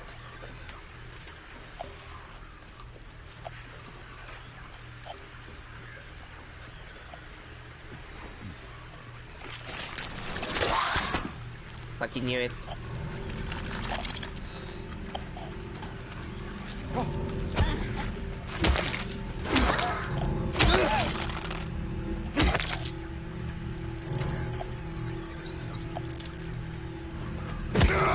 Like, the insects and whatever, like, that's... Okay, sure. Why are there mannequins outside? Why are there nurses outside, Bluebird? Those are not enemies that appear outside ever. They had areas, Bluebird.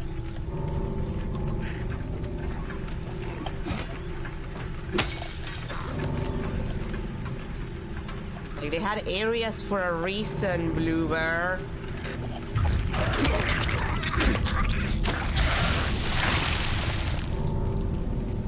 Like, this is something that the game expects. Like, they're thematically linked to places, Bluebird. Why did you put them outside? That's not how it works. That's just kind of bullshit.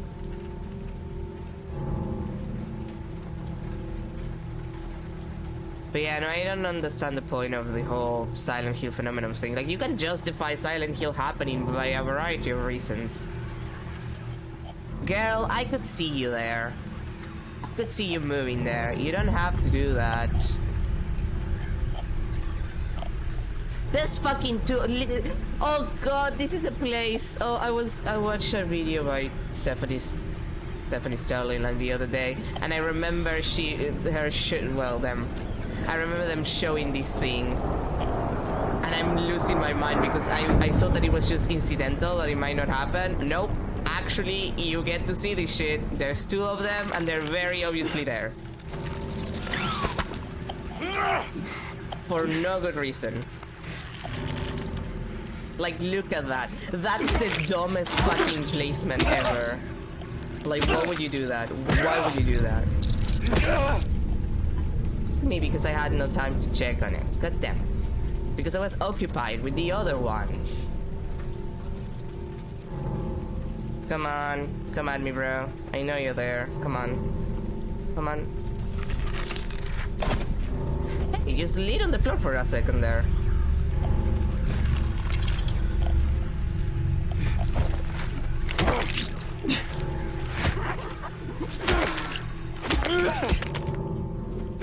Aggressive little fucker that you are.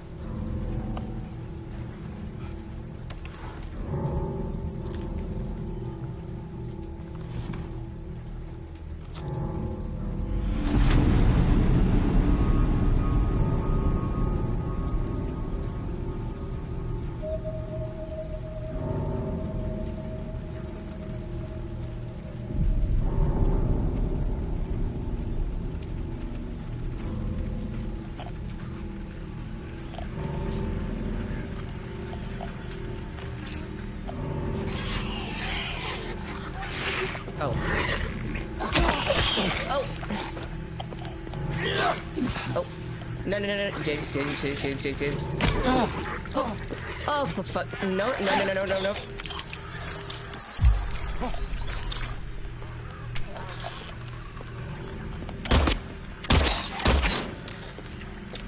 Girlies, I need some space.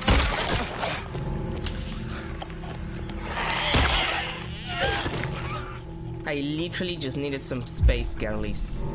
Literally just needed some space. You're so rude sometimes.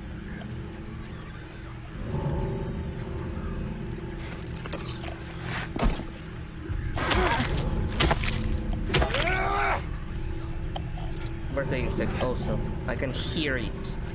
Are you on the walls? Are you on the fucking walls? Come on. I can hear you. God fucking damn it.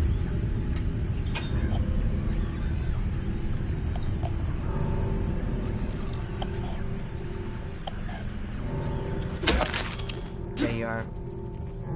Back up.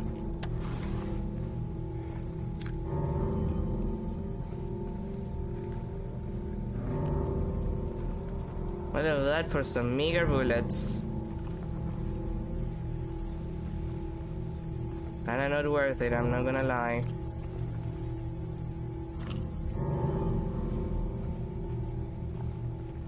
Where the fuck am I supposed to go, though? I guess...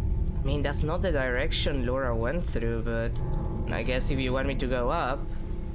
I do need to go to the Silent Hill Historical Society eventually. I know that that's an area.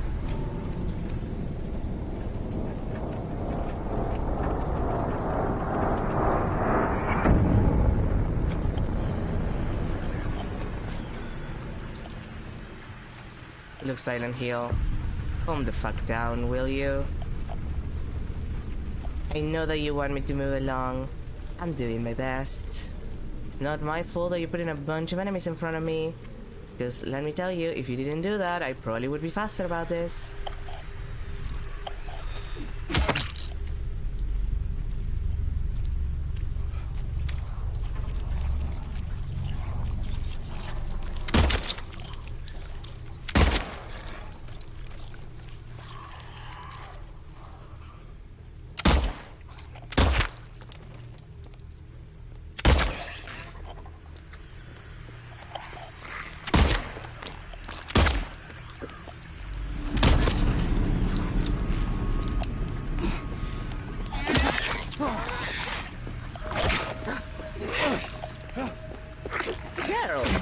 Stop that!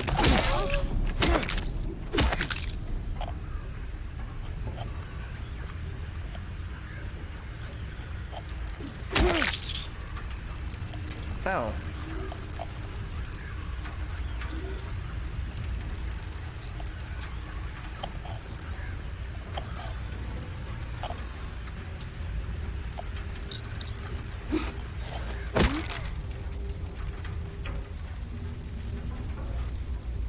Classic Silent Hill hole. There needs to be at least a couple of those, and for James, the holes are very thematic, so I guess he has to have all of the holes.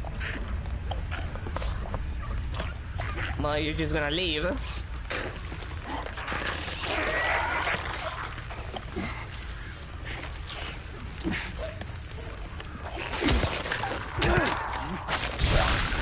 James, move away, sweetie. And we don't want to deal with that.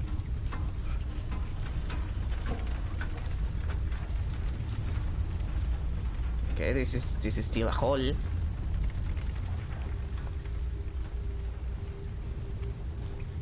That's... I go to the hospital.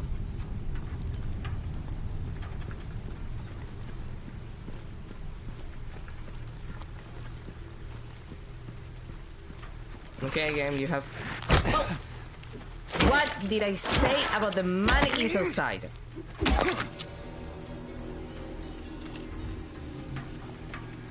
What the fuck did I just say? Oh, I thought I saw something. Also, seriously though, where am I supposed to be going?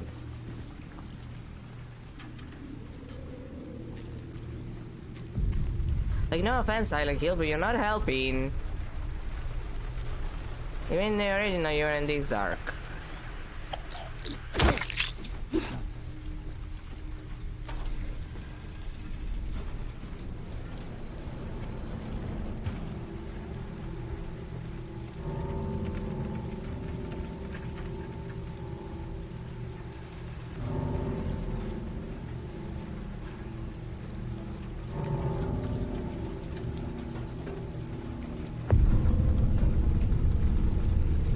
Yeah, the dramatic music. Look, I know. I'm just trying to find my way, game. Here? No, it's the only door that seems to be available, though. Like... This one? No, I can't even get to that.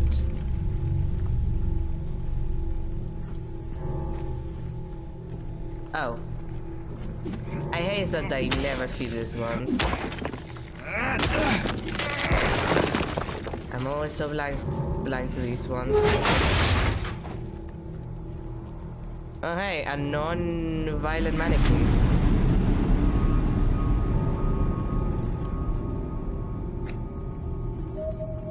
Winges. Oh hey, bullets. I didn't see you. Bullets. A save point. Almost like something terrible is gonna happen.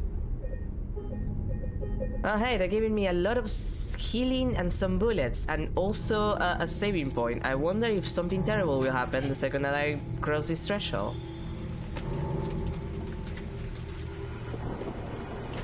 Laura, stop! It's dangerous! Nah, James, don't worry about her. She's the one Look. See what I fucking mean? Fucking mannequins everywhere. I hate them. Why are you laughing? Why do you make laughing sounds? I hate that. I hate that for you.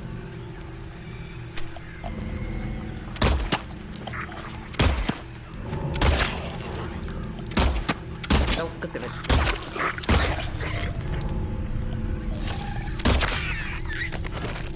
And stay down, god damn it.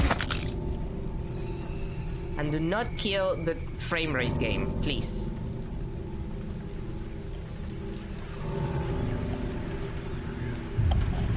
Insects?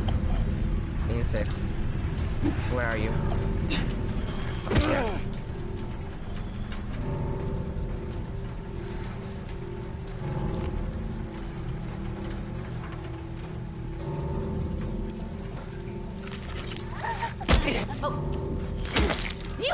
Shit! See what I mean? They're not fun, they're just annoying. Where's my health, by the way? Okay, we're fine. Next time that I get hurt, I might just use the syringe. I do wanna get the leave ending, because I refuse to get the Maria ending. Apparently for the Maria ending, they changed the cutscene, and they added a scene where, like, you find Maria in the pose that is on the original, like, opening slash the image, like the image for the soundtrack. And I don't know, man. Maybe it's because I'm old, but I'm just tired of references. Like, I'm so sick of just, oh yeah, look, we're referencing this thing that you like. And I'm like, no, I don't want references. I want new things that are good. Would it kill you to give me good things that are new?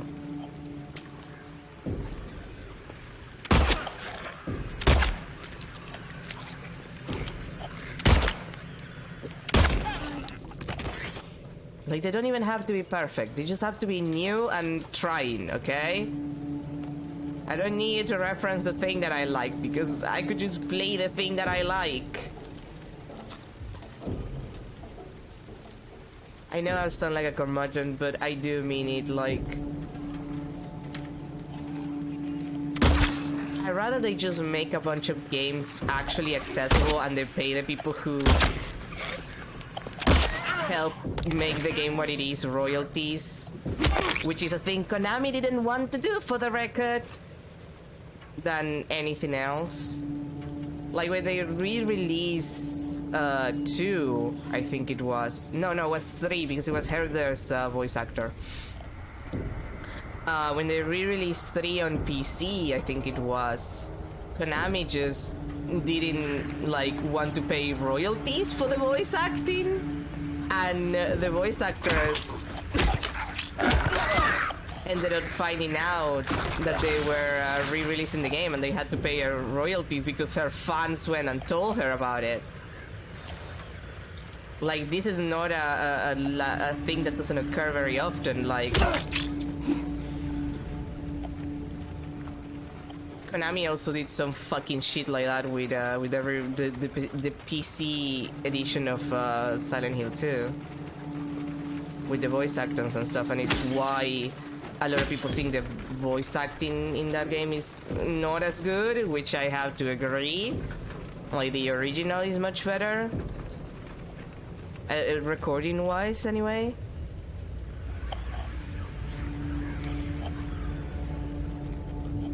And like, there's a long history of just doing this shit, of like remaking things because you don't want it to be like, you don't want the original to be easily available, and I hate it. Like, the only other Silent Hill game that is on PC on Steam, the only other game is Homecoming, and it's buggy as shit. They haven't patched it.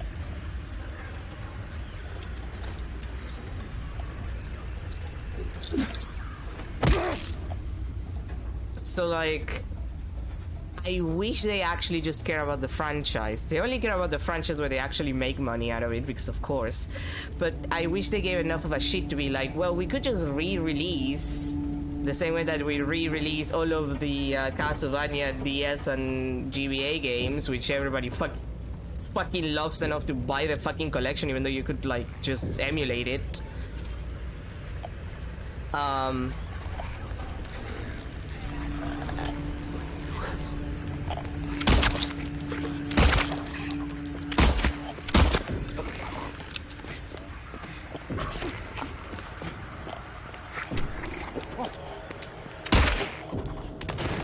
Now we could just like re-release them again with like the original PlayStation version with like a shitty emulator and some like good, like, I don't know, like artbook stuff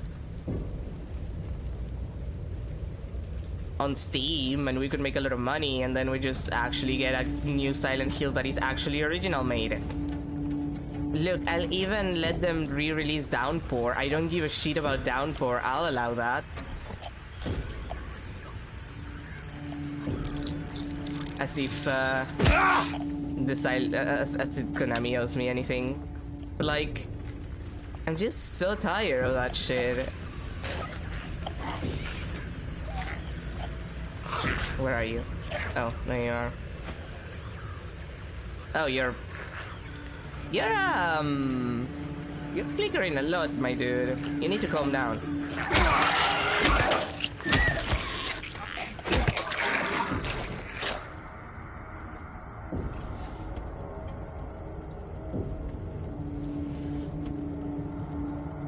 Like, I feel the same way about the Resident Evil series, for the record.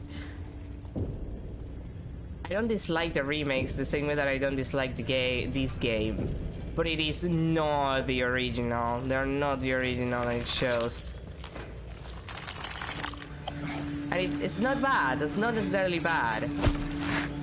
But like, conservation is also important. And I wish it was easily available without paying a shitload of money or emulating, because emulation, as much as I support it and I think it's great, sometimes it's kind of finicky and it doesn't work as well. Do you have to do that? Do you have to do that? I was in the middle of something.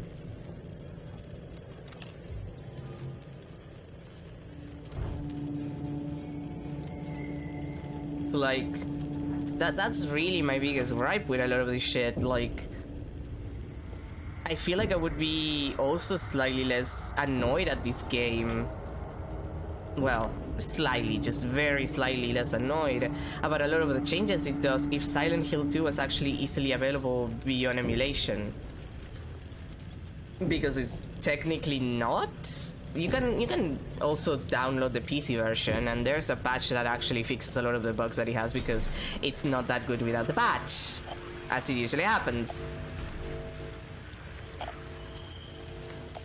But it's still like,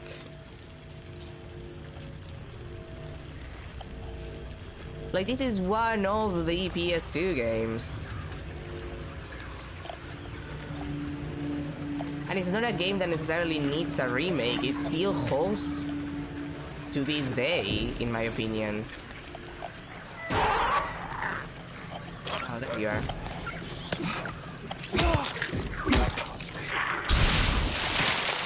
Like, a remake would make sense if it was like... Oh, god damn it, I'm not close enough. I think it would make sense if this was like Rule of Rose, for example.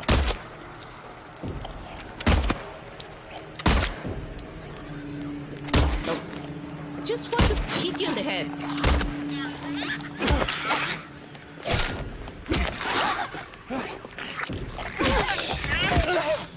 That was a waste of bullets. Like, Rule of Rose absolutely could use a remake. And it has a lot to do with the fact that it's also not like as available. There's a lot less copies of Rule of Rose around than there are copies of Silent Hill 2, I'm pretty sure. Emulation of it, while good, is not necessarily perfect. Okay, that was my own fault. I saw that you were there. I should have evaded first. And admittedly, Rule of Rose's combat has the bad luck of being extremely necessary beyond bosses. There are some areas where you're expected to fight at least a decent amount of enemies. And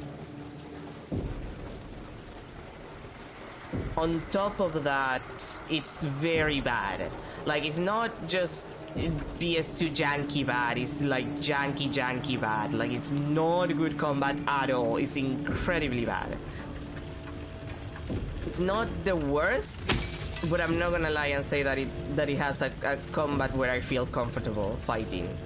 Like, it's better in New Game Plus if you can get like some of the better weapons in the game, which are only available in New Game Plus. If you collect the items, well, you need to collect the items in your original playthrough to then get another item, which then you exchange it in New Game Plus for a better item. That's how you get the best item in the game. Like, the best weapon. And then there are some costumes that you only get on New Game Plus that also have really good weapons, like the Lolita dress, for example. That one actually has a very good weapon. The octopus outfit also has a very good weapon. It's less powerful than the best weapon in the game, I'm pretty sure, but still it's good. And even then, even with that, like, even having that, I feel like Rule of Rose's pretty iffy on the combat. Like it's not good. Like that game absolutely could use a remake. It would give them a chance to make it better in a variety of ways. And much as I think that Rule of Rose still holds, it would really like it would benefit a lot from an actual remake where they rework the combat system, for example, or just take it out altogether, because I believe the original plan was to have no combat, and then I don't remember which company was in charge. Sony might have been the one that told them that they wanted like for it to have combat, and they just had to add combat like last second, which is why the combat is so shitty. Yeah, like Rule of Rose, for example, that is a game that absolutely would benefit from a remake, and I still would want the original to be easily available, for the record, because it is kind of a product of not only its time, but also its production cycle being affected by the decisions of the publisher. Because again, combat was not supposed to be part of the game. That was a decision that the team had to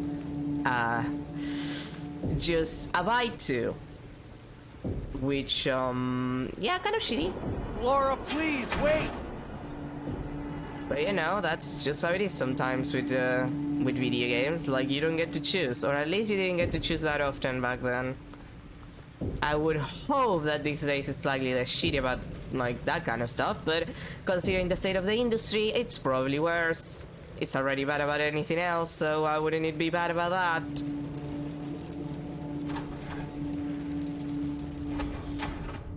Where are we exactly?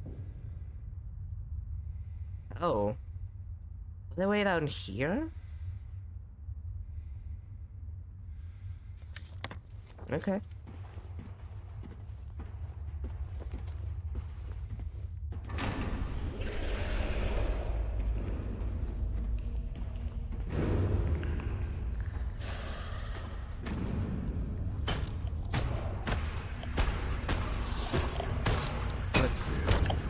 Oh.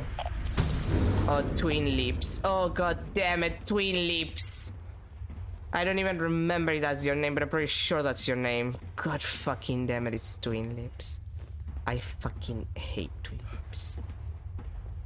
I hate them, I hate them, I hate them.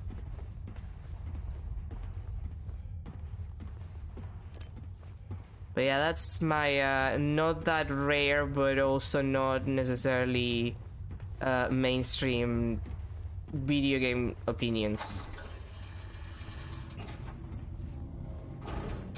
Like, if you're gonna make a remake of your already like award-winning, well, I don't know if Silent Hill 2 won any awards, to be fair.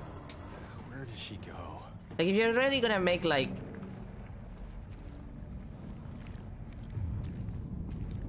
a remake of your game that everybody liked, that the people just clamor for, the very least you should do is allow people to have easy access to the original.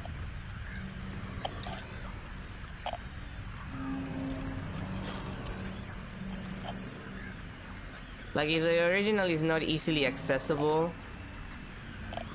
with a relatively reasonable price considering the age of the product, which this game is 20 years old, basically, then I think that you're just doing it for the money and you don't fucking care. And I don't fucking care in return, because I actually kind of give a shit about like video game history. And there's a lot of lack of conservation from a lot of companies. But especially companies like Konami, where, like, you know, they're just there for the money. I've seen your pachinko machines, Konami. I've seen all of them, and I hate them. At this point, I'm surprised that they haven't done a gacha or something. Although, then again, wasn't it... I'm trying to think. Wasn't the,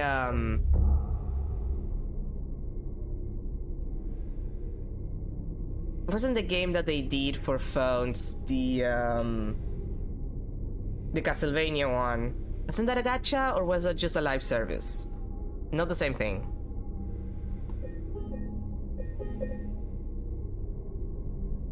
I don't remember. I think it was just a live service. Anyway, we've been here for a while and I need my coffee. So hopefully I won't die because enemies can, you know, attack you while you're saving. If I do die, which is possible, if I do die, I'll just get back here and get back to the save. So it's fine. So you can, if that happens, enjoy the sounds of James being killed while I go get some coffee. I'll be back in a sec.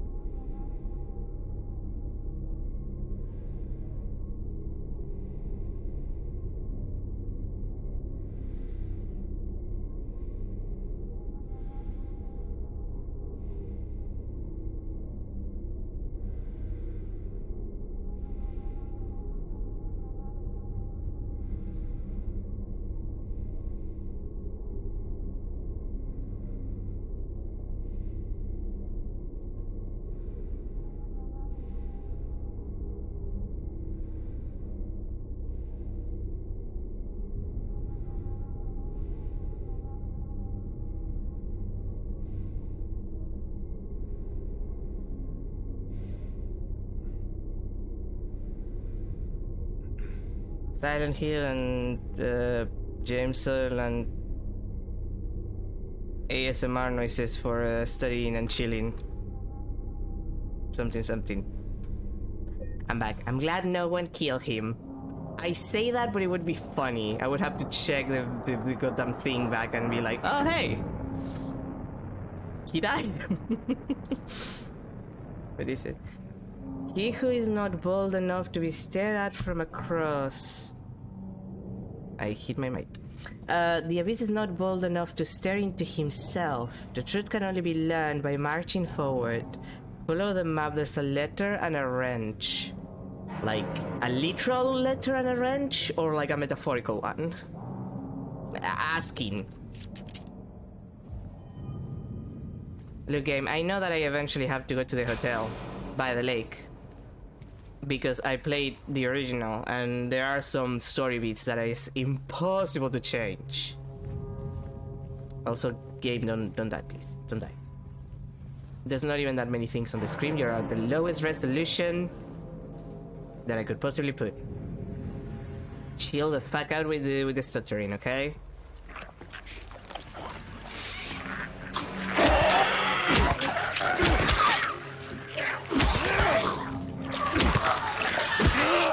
I also don't take back what I said the other time about like lowering the specs for video games and actually making them for like people with normal PCs. That's another opinion that no one is taking out of me. Oh.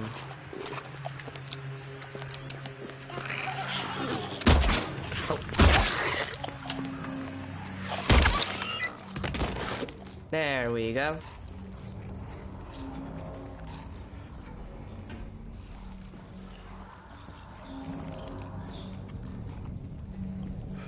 Can I enter? Oh, I can.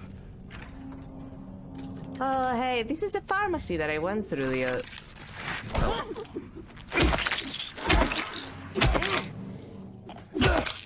Stop doing that. I was saying... It's the pharmacy that I came through the other time. With all of the drugs. Which were very expensive, and apparently they're all, slightly different names for, cancer medication and anti-anxiety medication, which, yeah, okay, we get it. Which, interesting that they're doing that, considering that,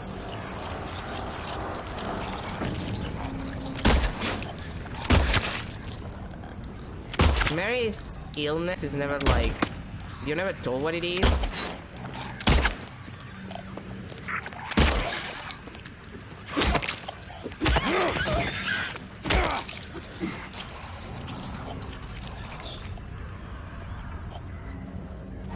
Like, I guess it could be cancer, but,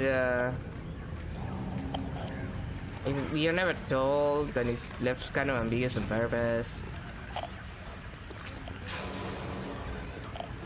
Well, you know, first of all, hi Artemis. Second, you know, they're here. Come on. Are you there now? Okay. Thank you. I don't think it's a bad game, but honestly, I have my issues, which I've been repeating the entire time that I've been streaming this. Like, I have so many, like, tiny issues with the game that I think color the experience a lot as a person who really liked the Silent Hill series. Like, in the Resident Evil versus Silent Hill... oh, it's one of you, it's fine then. Like, dichotomy of back in the day, I was...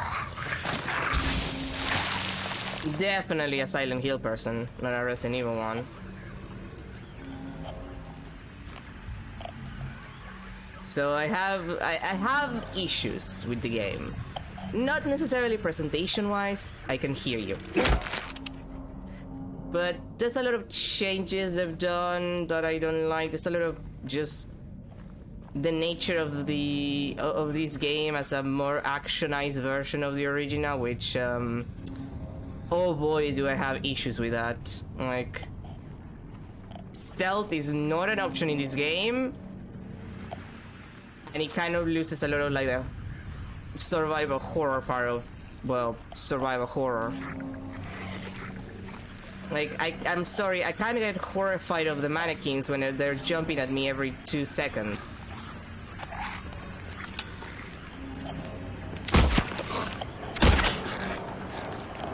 Oh, speaking of...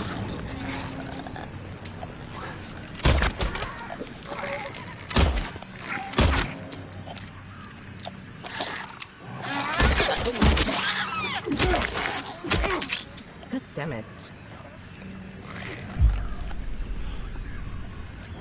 Like, kinda hard to hang around when you can see what I mean? Like, you can see her right here, right there. Oh, there was another insect there. Well.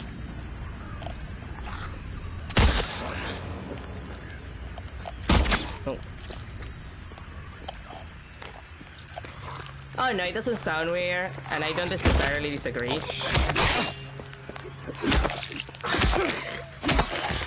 But like, I was talking about it specifically. There's a set piece in this game specifically that I think, yeah, it's not always a good thing. But there's a set piece in this game that kind of like explains my point, like what my issue is. Earlier on the first like set piece area, which is the apartments. Technically, this game actually makes you do a bunch of other stuff first, but in the apartments, which is technically in the original game the first like big set piece. Don't do that. There's an area which is basically like in the courtyard for the apartments. There's a pool that is empty, and in the middle of the pool there's like 3 enemies of the most basic variety, like these motherfuckers were on their feet, and a baby carriage. The baby carriage has an item that you need to proceed, so you have to enter the pool, grab the item, and get the fuck out of there. The enemies in the first game, they lose aggro eventually, and they don't have the ability to climb the pool. So you don't want to waste bullets because you just get the gun in that area and you don't have a lot of bullets, and you don't want to waste healing items because it's a small area and it's very likely that you'll get hurt because those enemies vomit on you. So the vomit is actually kind of a problem. You can get like in a stagger cycle where you just get vomited on eternally and then you die. So the solution, which is what everybody does, especially speedrunners, the solution is very simple. You just get in, grab the item, and get out. Like, it's not super difficult to do, quite the contrary. In this game, first of all, there's more enemies. There's 3 inside the pool, and there's 2 outside of the pool. So you have to deal with the ones outside of the pool first. And the second part, the enemies are very, very likely to aggro because there are a lot more they're a lot more violent. They really do like. There's a difficulty slide. There's a difficult. There's a easy, normal, and hard mode. Here's the deal, though. I'm on easy. For the record, I'm on easy because I heard that one of the complaints for this game was that it was like the enemies were pretty fucky. The set piece is the same, like that part with the 5 monsters, they're there. And the worst part is that enemies don't really lose aggro anymore. Like, literally enemies will not lose aggro, so you will walk past the door and the enemy will just follow you around a building or climb inside by the window. Like this window, climbable, enemy might climb through that just to get to you. And in that particular scene, like in that particular area, what ends up happening is that the enemies will try to leave the pool. So you're dealing with 2 enemies already. Like you're dealing with 2 enemies already that are outside of the pool, and you haven't even entered the pool to get to the item. And then out of nowhere, the 3 enemies inside of the pool get out and try to kill you if you're not careful. So Like, the game is very action oriented for a game that was not originally. Like, it's a very dramatic change as a person who still remembers more or less what happens in Silent Hill 2. Like, it really does go a little bit overboard.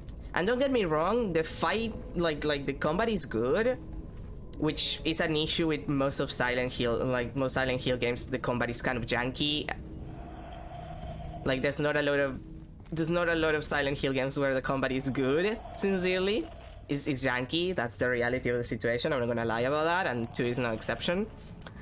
But the thing about that is that it's not expecting you to fight very often. Like, it's janky, but it's not asking of you something that is unmanageable.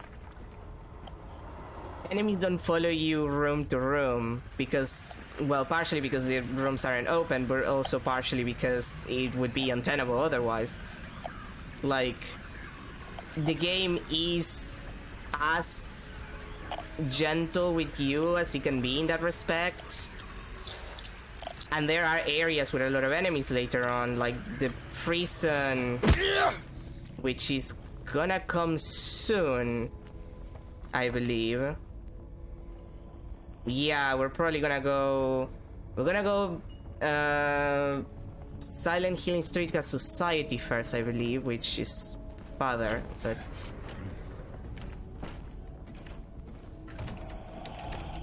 It's a thing that... Oh, hey! The graffiti is here. I was complaining about it. Like, we visited this area when it was normal, and there was the, this graffiti. There was a hole here, and it's gone now, which is a meme. It's a meme. And I complained, like, oh, there's no the other graffiti that is, like, two centimeters away, like, in the other wall. And now there is here. It's the graffiti. If you really want to see Mary, you should just die, but you might be heading to a different place than Mary, James. Yep, there it is. I was complaining that it wasn't there, and now it's here. Nice. But yeah, like, there's a lot of issues with that, especially because, like, this game is so weird. Like, you can get attacked while saving, for the record. It hasn't happened to me. But because of the nature of how you save, since James had to put himself in position and stuff, you can technically, like, it's happening in real time when you save, you can get attacked while saving, which is the definition of shitty, in my opinion. Like, that's just offensive as far as this kind of game goes, because you're supposed to, like, it's a survival horror. You go to a place where you save because it's safe. That's what they call the safe room. Like, it has a name specifically because of that. That is just like, yeah, no, this is the place where you're safe. Nothing's gonna happen to you here because you can save here, so you can, like, take 2 seconds to breathe. This game does not do that. This game will let enemies attack you while you save, which I think is the most offensive part. It's like, no, what do you mean? Yeah, no, it's rude. It's absolutely fucking rude from the game. Like, it is absolutely one of the worst parts. I've been lucky because I save and check the map a lot, which, for the record, the enemies can also attack you while you're looking at the map. Like, if I do this, the enemies can attack me. Also, it's no, it's intentional. My understanding is that it's intentional.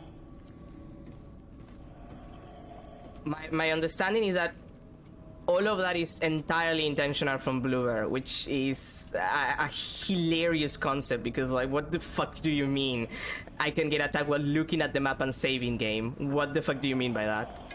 Like, again, I've been lucky because it hasn't happened to me yet. As a person who checks the maps all the goddamn time, I've been very lucky. But it can absolutely happen. I've seen it. But yeah, like, the enemy placement is kind of shitty too. What I've noticed from other people who are playing in normal, as a person who's playing on easy, The only difference in enemy amount and enemy placement per difficulty is none, actually. The enemies are the same. Yeah, there you go. Like, you get the same amount of enemies on any difficulty. Like, the only difference is the amount of damage they do to you.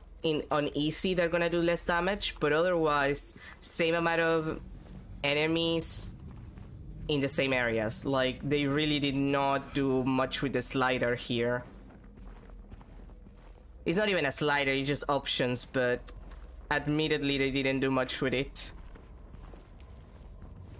And, like, there's, it happened earlier, so you probably didn't see it, but there's a scene that just happened a while ago where, like, I was entering one of, like, these garages, which was open, and there was a table which mannequin was hiding behind, and there on the other wall of it there was another mannequin hiding behind a set of what's the word that I'm looking for? Oh god damn it, I can't remember the word. But basically there were two mannequins there, and they were just standing there, and I could see both of them, and he's like, are you trying to jump scare me, guys? And mannequins just act like that all the time, which, for the record, in the original Silent Hill 2, mannequins are mostly only in the apartment building. You're not gonna... Okay, sure. Like, mannequins do not appear in other areas, and neither do the nurses. The nurses are mostly just in the hospital. You don't see nurses some other places. See, like that. Like, they just wait like that. They just wait to attack you.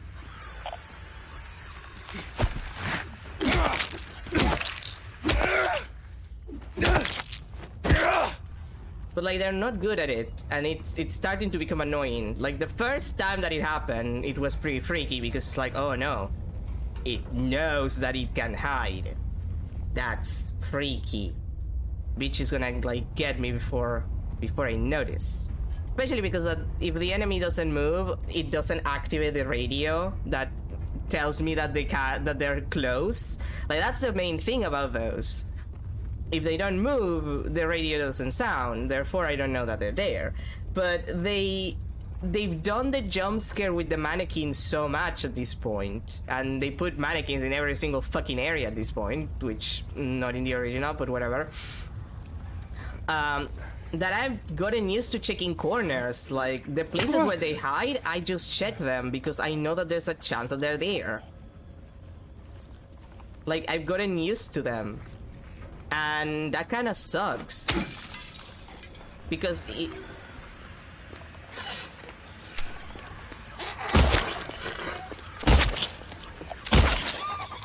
see, just passed through that hole. Like, it kind of sucks because you end up like it stops being like stop moaning. I get it, you're a representation of my psychosexual issues, but still.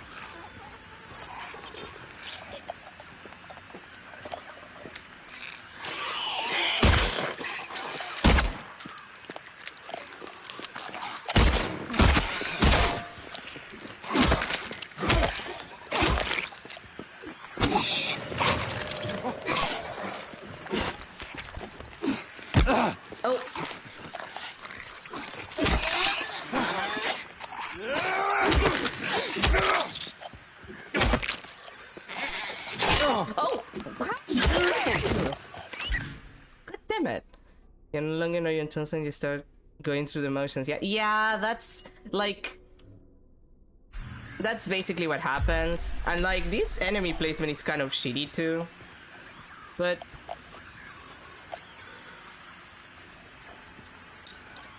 if anything, like, I feel the James protagonist Sutherland, every time she does that, it's just James protagonist Sutherland moment.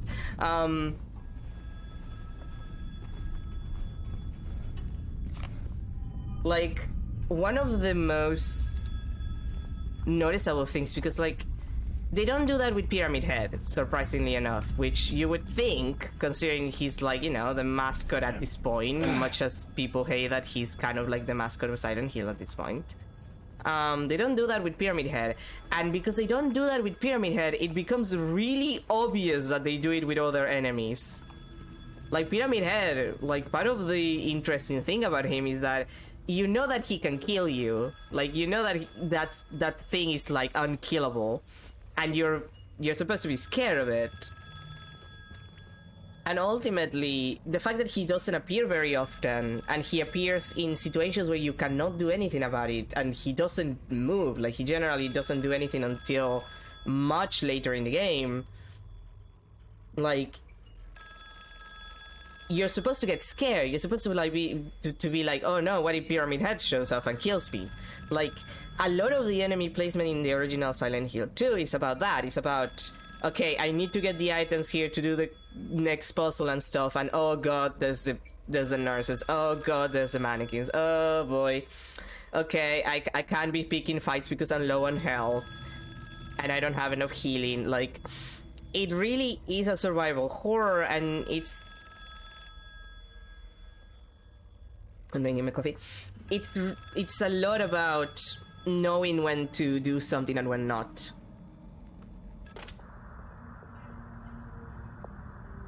Hello?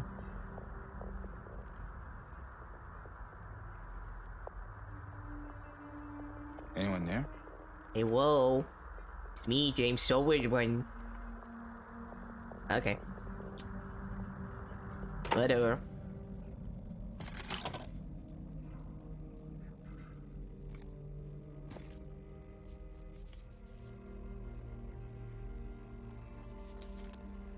Map? Oh no, note. Yeah, basically, like, luckily, again, I'll give it to Bloober. They've not been using, like, Pyramid Head very often, so in that sense, they're doing a good job with him. But on the other hand, they add so many enemies in areas that were not desolate, but not that full. Like, to a point where it just becomes, like, ridiculous. Again, having two mannequins in the same room, hiding in the same way, it's silly. It stops being something that you're like, oh, whoa, I need to be careful, and it's like, oh yeah, there's the mannequins. Sure. Okay, they're there. Hi, guys. Anyway. Or perhaps you're a fool. The truth usually betrays people. You should know. The key is in the park, at the feet of the praying woman. The wrench will open the gate. The key will let loose the abyss. Oh, hey, the wrench that I need. Wait, I have to go back to Rosewater Park? Oh, boy. Oh, boy. Oh, boy. Back to Rosewater Park, then.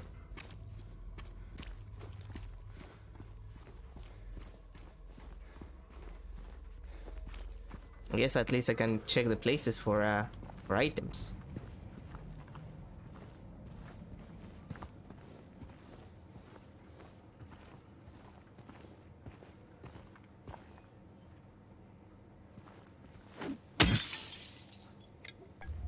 Stealing.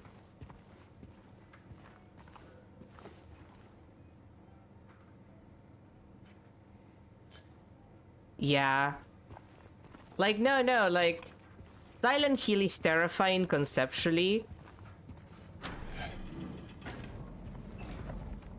Like Silent Hill is just terrifying in the concept of, like, oh, hey, that thing that you feel guilty about, how would you feel if I just use it to torment you for a couple of hours? It's okay, don't worry about it. Like, how would you feel it if I just tormented you with all of the things that you feel guilty about? All of your issues, how would you feel about that? Like, it's terrifying. To be fair, Silent Hill 1 doesn't do that because the other world that you're going through is not Harry's, which is the protagonist, is Alessa. But that also makes sense in context because, well, plot stuff of Silent Hill 1. But like James specifically, he has his other world, and it is terrifying to him because it's all of the things that he's too ashamed to admit to himself, and all of his issues and all of the things he's repressing. Like, the reality is that Silent Hill doesn't need the amount of enemies that it's giving me, like the remake anyway. Like, Silent Hill by itself keeps you on your toes because it's Silent Hill. Like, it's there to do that. Oh hey, this door that we saw at the beginning and that I couldn't enter. They woke that great in darkness, opening into nightmare. To be fair, the town was normal when I first saw it, so kind of makes sense that it's, you know, available now that it's in darkness. I heard the breathing. Okay, so Silent Hill 2 is very good. Like, if you never played it, like, I feel like you should watch a playthrough of the original. It's not super long. Like, it's at most an 8-hour game. If you're like going for all the endings and stuff, you can like kill it in 2 hours, in like 4 hours easily.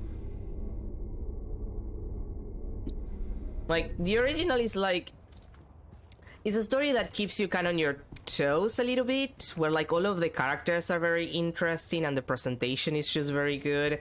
People love Pyramid Head. But like, I guess I need to give a little bit of context, because one of the things that happen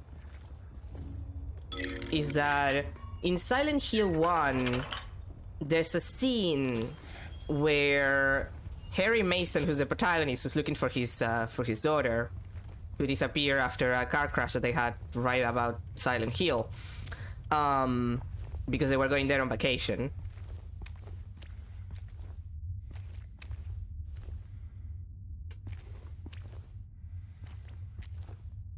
I can see it. Like, I can just see it. He mentions that he has a wife, and that that he had a wife, and that his wife died 3 years ago. I think he specifically says 3 years ago. In the beginning of Silent Hill 2, James Sutherland talks about the fact that his wife died 3 years ago, and he received a letter from her telling him that she was in Silent Hill, like she was waiting for him. And he's kind of like, what the fuck? She's been dead for 3 years. So he goes to look for her. And you assume, because Harry Mason was being honest in the first game, and if you played Silent Hill 1 like not so long before playing 2, you would remember that. Kind of important. You would assume that he's not lying, because Harry Mason was not a man who lied, protagonist-wise. Like, he was a pretty normal dude. Like, in that sense. Twin Leaps.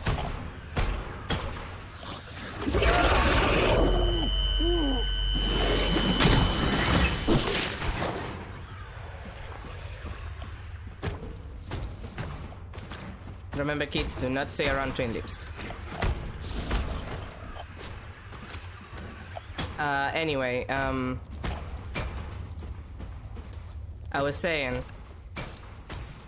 you would assume, because Harry Mason wasn't lying about anything, that, you know, James is just sincere about the whole, oh, I'm just looking for my dead wife, who might not be dead, because it's fucking Silent Hill, and Silent Hill is weird. And then the story starts, like, getting freaky, and every character that you meet is kind of weird, and James starts getting weirder and weirder as a character as things happen. And really, Silent Hill 2, the original Silent Hill 2, is very good at, like, putting you in tension and keeping you going. Like, it's not a hard game. Even the puzzles aren't particularly hard. I would argue that the harder puzzles are in Silent Hill 3. But, Silent Hill 2 is just very good at creating atmosphere. Like, the voice acting is very particular. It feels like everything is in a dream. or like no one is really human, which kind of plays with the themes of the game. Like a lot of the game's themes are like just guilt. Like, what do you feel guilty about? Why do you feel guilty about it? What is your response to feeling guilty about things? Like, it's a lot about that. Like, it's a surprisingly heavy story that for the era, because this was made like the original was made like 20 years ago, treats mental illness pretty well. Like, it's surprisingly good about mental illness. It's surprisingly good about the things that it portrays and how it portrays them.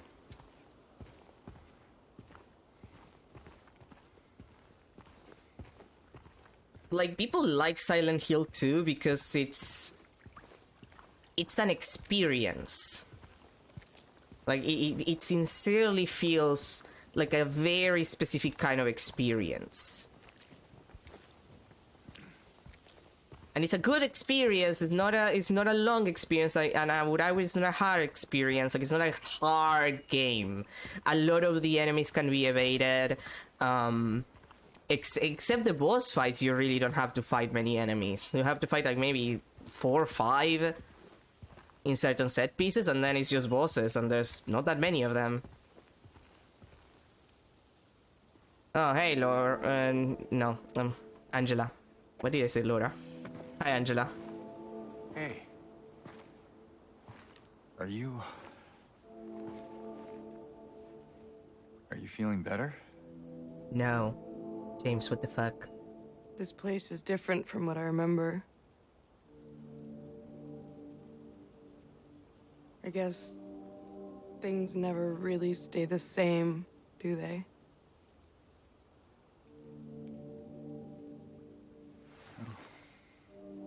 I guess not.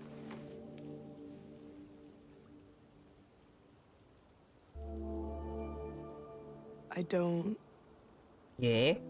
I don't think she's here anymore, James. Your mom or my wife?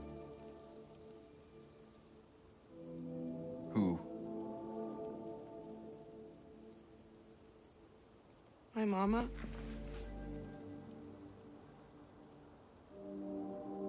She doesn't want to see me anymore. Why would you think that?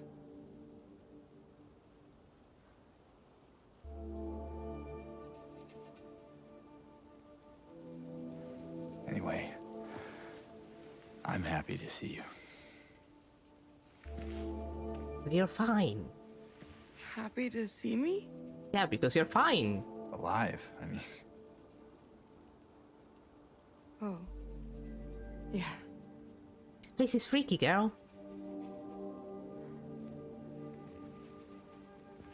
I better get going. You still don't want me to go with you? If we stick together, we might just make it out of here. Out of where? This town. Silent Hill.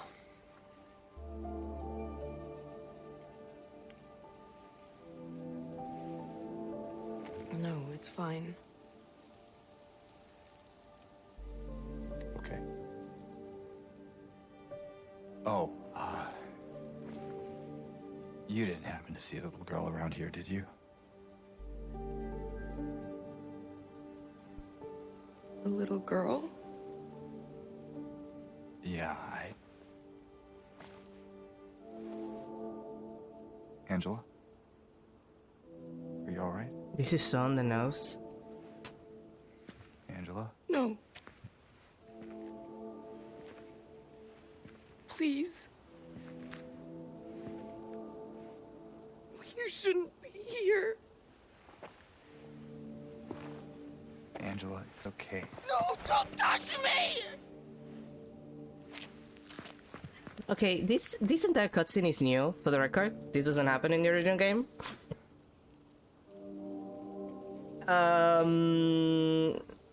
this is a 20-year-old game. I guess I can spoil it. So for the people who've never seen Silent Hill 2, so the entire backstory with Angela, who also comes to Silent Hill because she's called by the town. Like, the town sometimes just calls people who feel deep, terrible guilt for funnies. The thing with Angela is that she was abused, specifically sexually abused, by her father and her brother for years. And she kills her dad. I don't remember if she kills her brother. I don't remember if that's explicit. But she kills her dad for it. Like, she kills him for all of the abuse. And the thing with her mother is that her mother facilitated the abuse and blamed Angela for the abuse. And isn't that cutscene is new? And I think it's too on the nose, because you kind of figure out that there's something wrong with Angela the few times that you meet her. You meet her like 3 times.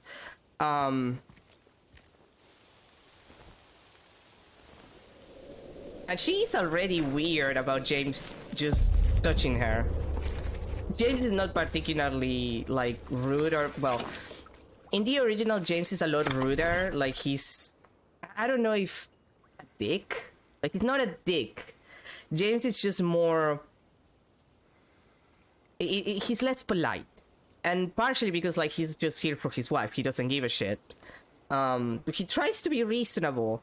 And he's not in any way weird with Angela, but like Angela's entire reaction here, and specifically the reaction about like looking for a little girl, which is Laura, the girl that we've been looking for because she's a little shit and she knew our wife Mary. Like, her reaction is extremely on the nose. That does not happen in the original. You do not find out exactly what went on with Angela until the very end of her storyline, which is a little later. And one of the things that I've been kind of salty about, that I think was a bad choice from Bluebird, which it's Bluebird, they make a lot of bad choices, but one of the things that I don't like is that Angela in the original game is much older looking. Like, Angela is supposed to be 19, for the record. She's supposed to be 19. In the original game, she looks closer to mid-20s to 30s. And that's very much on purpose, because the idea is that all of those years of abuse and trauma just age her up, which is not uncommon. It's not weird. Like, she is supposed to feel like an adult who doesn't know how to be an adult because her own trauma and experiences had to turn her into an adult. Like, she was forced into adulthood when she doesn't know how to be an adult. So the adult body with like the whole I'm looking for my mama thing, like that dichotomy, it's really what makes the character kind of like pop out, let's say. Like, it's what makes the character interesting when you first meet her, because you don't know what the issue is, and out of nowhere this adult woman is saying that she's looking for her mama, and you're like, okay, whatever, girl.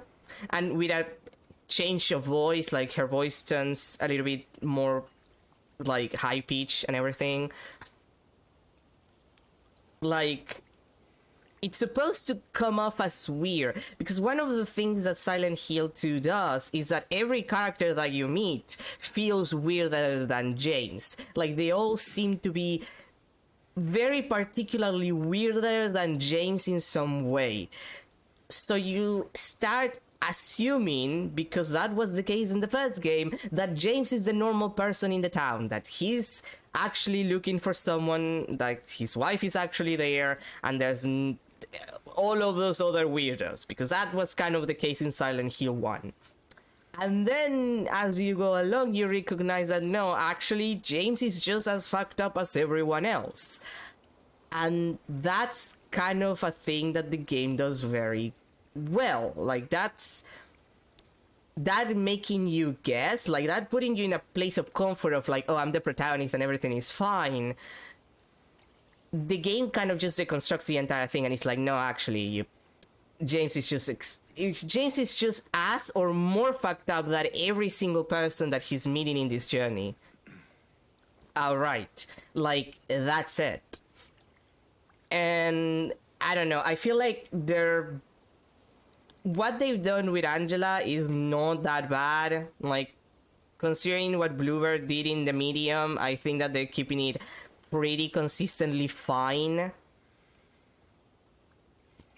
He says you have to be the ideas into people's Twitter break to get it. Well, yeah, there's that. But for all intents and purposes, I think that what they did with Angela is not awful. Like, it still keeps with the feeling of the original. I don't like her redesign, but it's mostly because I feel like it loses some of the charm of like what the character did in the original game. I'm more salty, or like I find it more offensive what they did with the other character that you meet consistently beyond her and Laura, which is Eddie. Eddie, I feel like they did him a disservice, honestly. And part of the reason why that happens is that they also make James nicer. Like, I found it funny because people were talking about like how Angela's design was woke or some shit, and I was laughing because my experience is that James just feels much nicer. Like, James is just less of a dick when he's not entirely a good person all the time.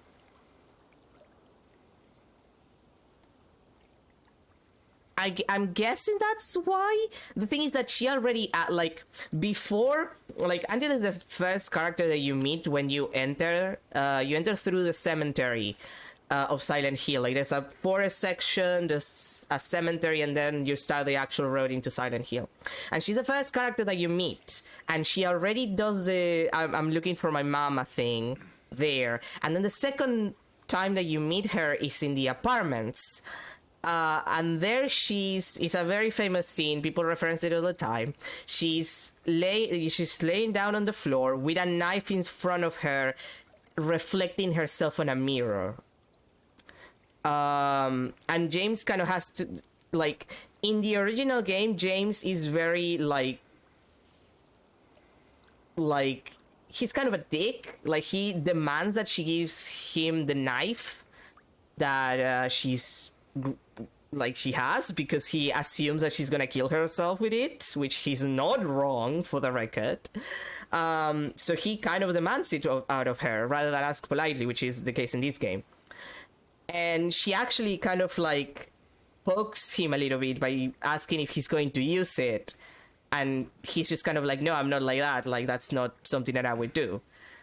She ends up giving him the knife. She kind of has a little bit of a breakdown there, again with the whole mama thing and demanding that James doesn't touch her, and then she leaves and you don't see her for a while afterwards.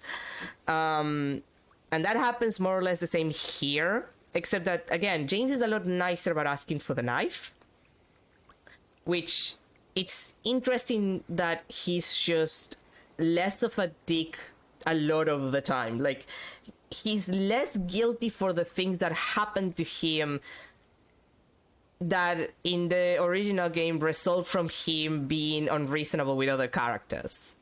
Like, he's not purposefully or accidentally a dick, so other characters come off as more irrational than him, which is something that I don't particularly like. Like, James is not here, like, James doesn't care about other people, he cares about himself. That's part of the issue of the game. Like, one of the big issues of the game is that James is a selfish asshole. Maybe not all the time, but a lot of the time James is a selfish asshole. It's why there's a bunch of monsters that are just sexual in nature. It's all of his psychosexual issues because he wasn't able to have sex with his wife, but she was like dying from like whatever disease she had. Like, because she was suffering and she was terrible, and at least in the original game, I don't know how she looks in this one, the few glances that you have of her like on her last few days, her model is completely disfigured. She looks absolutely terrible. So understandably, she didn't want to have sex. He didn't feel comfortable asking for sex.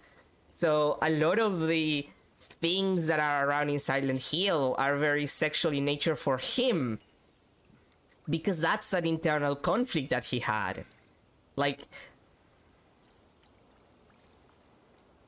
James is just a dick. Like, he's a selfish prick. And he doesn't mean to be an asshole to other people, but he does come out as an asshole. And that's kind of important to his character because it causes him to get in trouble with other people. Like, that said, I feel like they soften a lot of his character in the same way that they're exaggerating some traits of Angela with cutscenes like this. And what they did to Eddie is also kind of shitty. But, like, Angela is well, like, presented as someone who's clearly unstable. Like, there's something unstable about this woman. And it's more noticeable that she's unstable when she's older, because she's acting like a child. And you kind of see this, like, 20-something-year-old woman, and you're like, okay, that's weird, sure. I'm just gonna keep going. Thanks, ma'am. Okay, sure. Here, she looks like a teenager. Like, I would argue that she looks younger than 19, even.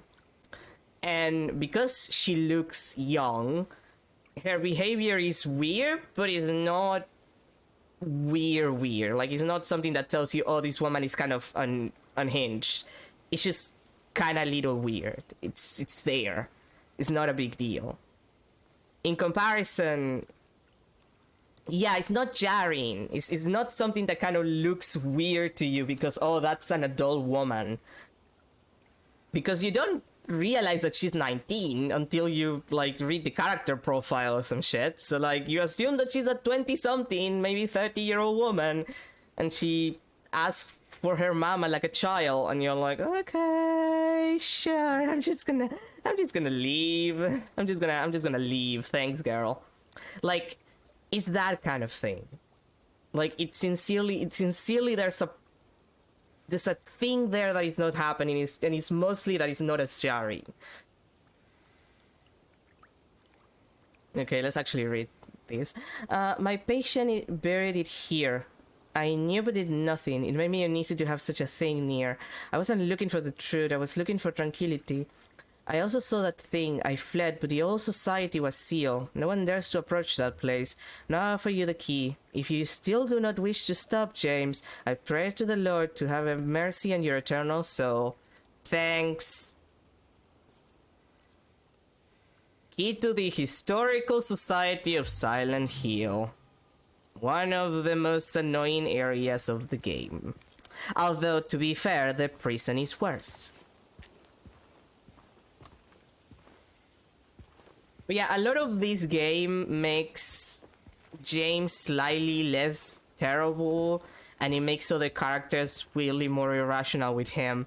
Because I understand why Angela has the reaction she has when James asks if she saw a little girl, because her mentality is like, what would an adult man want to do with a little girl? I don't know her. And she's obviously like, oh yeah, you're a rapist, aren't you? Like, you're a pervert.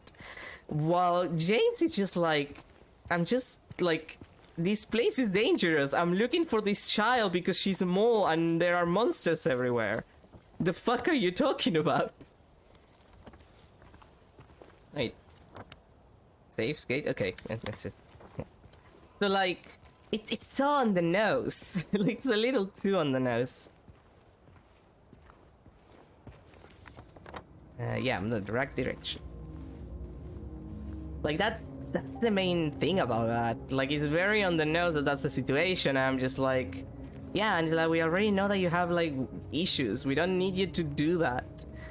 And James, you don't need to tell her about Laura. Like, you're looking for her because she knows something about Mary. Like, it's... Wait, there's an item there? Shotgun shells. I'm gonna need them later. Aw, that's not shotgun shells. God damn it. I broke that window for nothing. Sucks.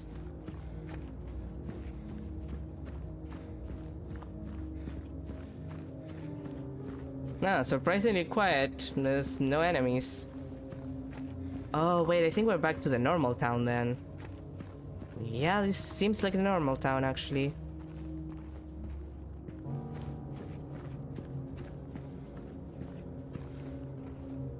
Hmm?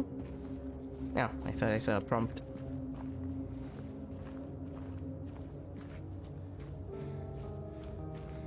But yeah, I feel like there are two main issues with Silent Hill 2 remake. One is the way that they try to actionize the entire thing. Like, they made it way too action heavy, and it loses a lot of its charm as a game that is supposed to like put you on edge. Like, not be tense, just put you on edge. Like, just be careful about your surroundings. Be careful where you go, know where the door is so you can escape if you don't have enough health items and you need to leave because you cannot afford to fight anything. Like, we're almost there, but can I open this? Nope, god damn it. Like, it loses a lot of its charm from that, and some of the character choices are not particularly good, or at least I don't particularly like them. Like, I don't think they benefit the story very much. They don't do anything for me, and they don't add anything that I feel was needed. Like, the characters work by themselves just fine. If anything, like I said it before, but if anything, my feeling about this game is that if somebody were to ask me, is this a good game? I would say, yeah, it's. I think it's the most competent game Bluebird team has ever put out. Like, by far. It's by far the most competent. If you were to ask me, is this a good Silent Hill game? I would say, yeah, it's kind of a good Silent Hill game. Like, it's the best Silent Hill game we've had since the end of the Team Silent era, which just stopped with Silent Hill for the Room.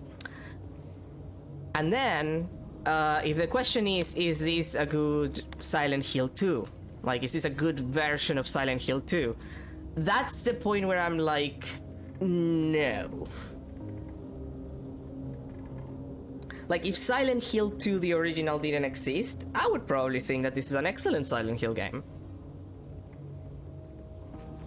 I feel, my opinion, personal opinion, you should play or watch the original Silent Hill 2 to have a point of reference of why some people might not like it. Because the reviews have been pretty good for this game, which I'm not surprised, because again, it's not a bad game. It's not even a bad Silent Hill. But the changes in the plot are like, they're very obvious. See, I actually had a rant about that, because part of the problem is not that this exists as a remake, but rather than Silent Hill 2, it's not that difficult to obtain, but it's not that available either. Like, you have the PS2 version, you have the collection that is like with the first 3 games, and you have a PC port that was done, which Konami fucked up because they didn't want to pay royalties to the voice actors and shit. Like, Konami is kind of a dick to voice actors, for the record. And so it is available, but for example, Silent Hill 2 is not on Steam, not the original. Neither is any of the other ones, even though there's a PC version. A lot of my issues with like the remakes of Resident Evil games, for example, which I still think they're good, most of my issue is that if you're gonna remake a game, I feel like the original should be easily available so people can still play the original. Like, that's a gigantic problem, but as like game conservation, because game conservation is important, but also just availability. Like, I'm not saying that they need to re-release everything, but just Konami has done it with the GBA and DS Castlevania games. Like, just made collections with the DS ones, and then has another collection with the GBA games. Like, there are 2 trilogies. Like, do that with Silent Hill. Like, made a collection of the original like 4 games, which is the games that Team Silent made, and then put all of the other games that are not on Steam. The only other game that is in the Silent Hill series beyond the remake for 2 that is on Steam is Homecoming.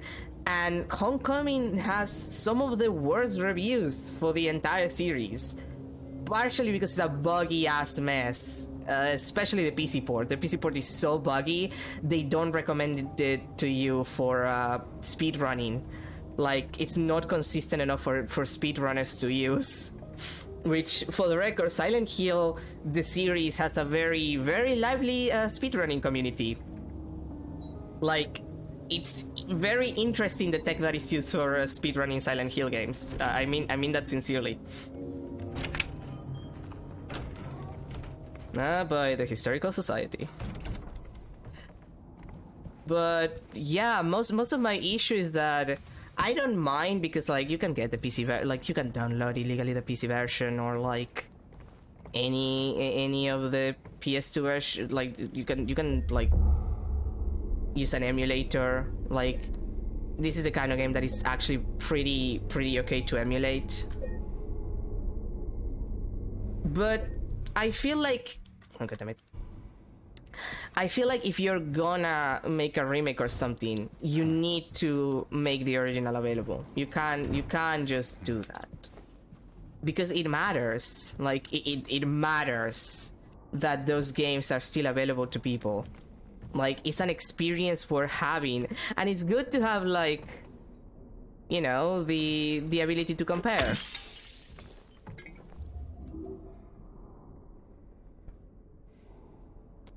Like, being able to do those comparisons is worth something.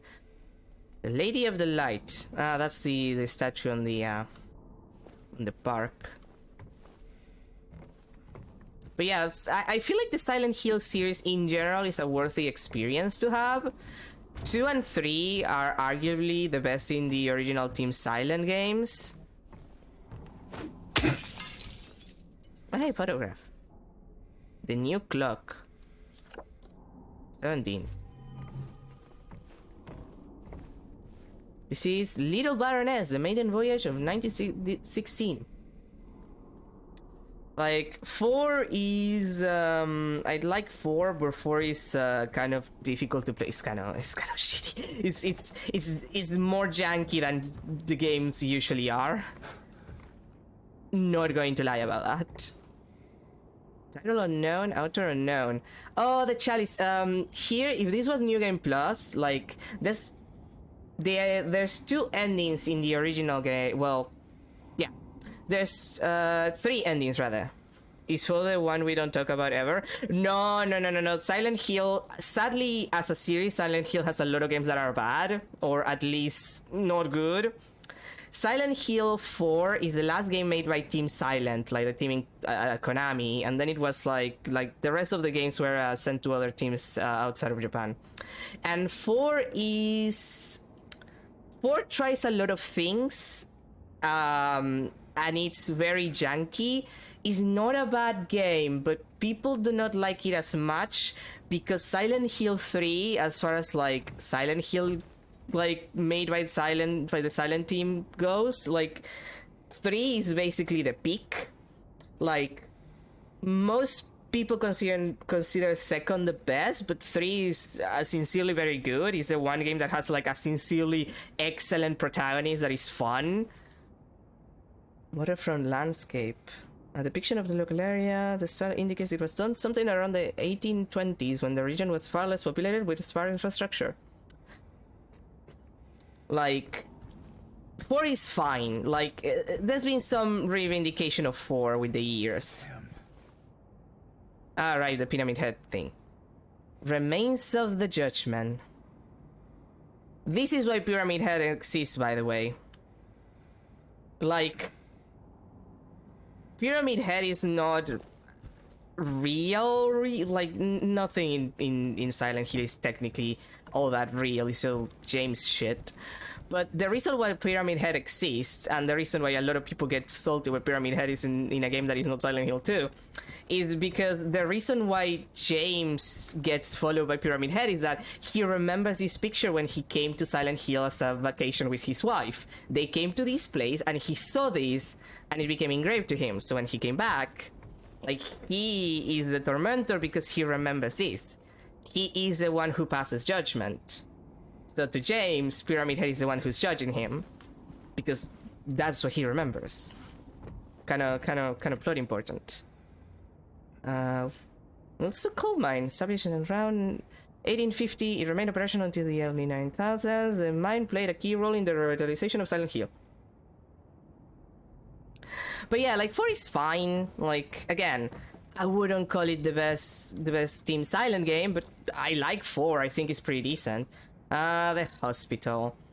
The hospital was built in response to a great plague that followed a wave of immigration to the area. Originally it was little more than a shack, but has since expanded into a full-fledged medical establishment. And it's full of evil. We were there. It was bad.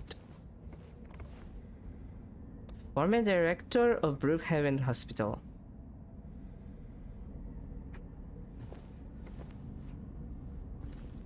Don't worry, Hall. I'll go to you in a second. Oh hey, another Hall. Yeah, this hospital is especially evil. Read. Let's see. Among the local legends is that of the Lady of the Light. The story tells of a woman who was accused and found guilty of witchcraft. As punishment, she was taken to a small island out on the lake, a minuscule stretch of rocky soil devoid of any food or shelter. There she was to suffer a slow, excruciating death as her body succumbed to cold and hunger. They might as well just have burned her alive. No offense. However, unbeknownst to the rest of the townfolk, there was a young man among them who, having gazed into the woman's eyes as bright and beautiful as a midsummer moon, had vowed undying love for her. When she was convicted, wrongly as he believed, he swore that he would not let her suffer such cruel fate. While waiting for an opportunity to abscond with his beloved every night, he would sneak out on a row across the lake, bringing her food and something to keep her warm. Like himself. That's the implication anyway. And every night the woman would stand there on the shore holding a lit candle to help him find his way. But then one night, when the sky was exceptionally clear, devoid of even a wisp of cloud, the young man set out on his nightly escapade. As always, he would look out into the distance, looking for the light in the darkness that would lead him to his beloved. On that night, however, the moon shone so brightly and so vibrant, stronger than any candle could. Seeing the light's reflection in the water, the young man was led astray. He rowed and rowed and rowed, following the reflected light, hoping against hope he could reach it. He did not care for his aching arms or the shortness of his breath, utterly mesmerized by the illusory light. When his boat tipped over, the man was so exhausted from rowing, so weakened were his arms, that he was not able to swim to shore. Thus he succumbed to a watery grave. Although left alone, the woman on the island never lost hope. She kept coming out at night and kept lighting the candle. The legend says that those looking for true love can still see the lady's light out on the lake, shining bright to bring her beloved home. While the story is clearly meant as a metaphor and a cautionary tale, it is to a certain extent rooted in reality, as the area has indeed seen its share of religious persecution, such as of Inser. Okay. It's worth mentioning that Historical Society funders. It's worth mentioning that the story is different as Maria tells her. Like, we had Maria tells us that in the Rosewater Park on the statue about the same story, and the way she tells it is that what stopped the man from rowing was not an illusion, but rather a storm. Like, he came out with a storm going on, the light, like, extinguished because there was a fucking storm going on, and he just tried to get to the island anyway, and he ended up drowning rather. But yeah, it's very different the way that Maria tells it. And now for more of James checking Hall Sutherland. And yes, Halls are a very big team in this game. You will not believe the amount of holes that James Sutherland has put his hands into. That is not even a joke. That is an actual statement. Which is also kind of jokey, but it's an actual statement. That has happened a lot.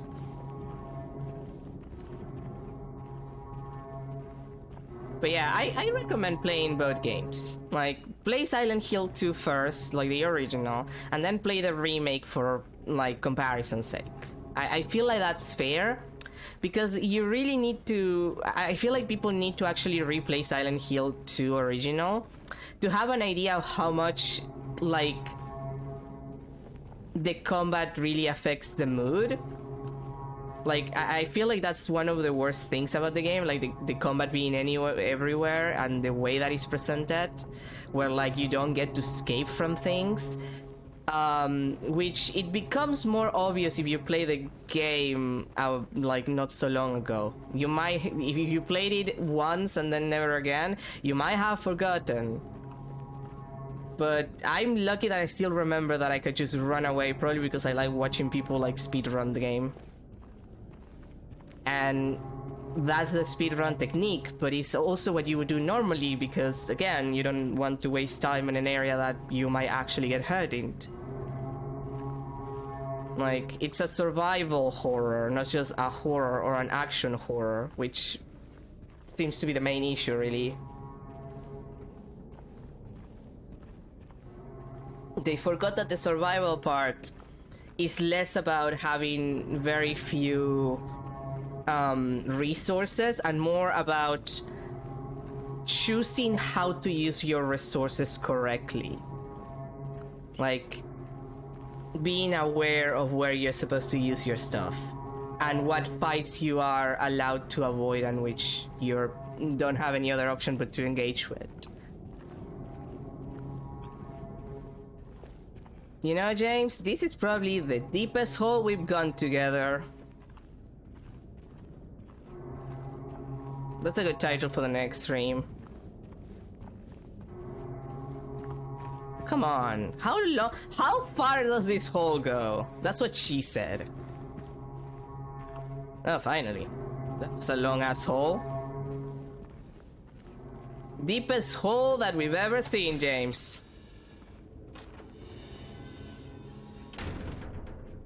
Well then.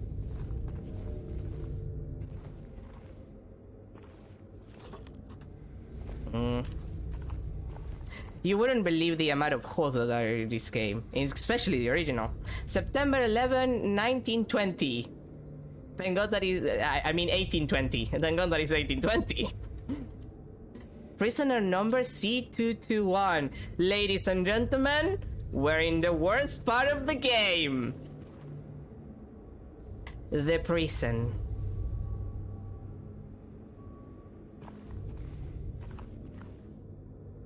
And my understanding from the reviews is that they made the prison worse than it originally was.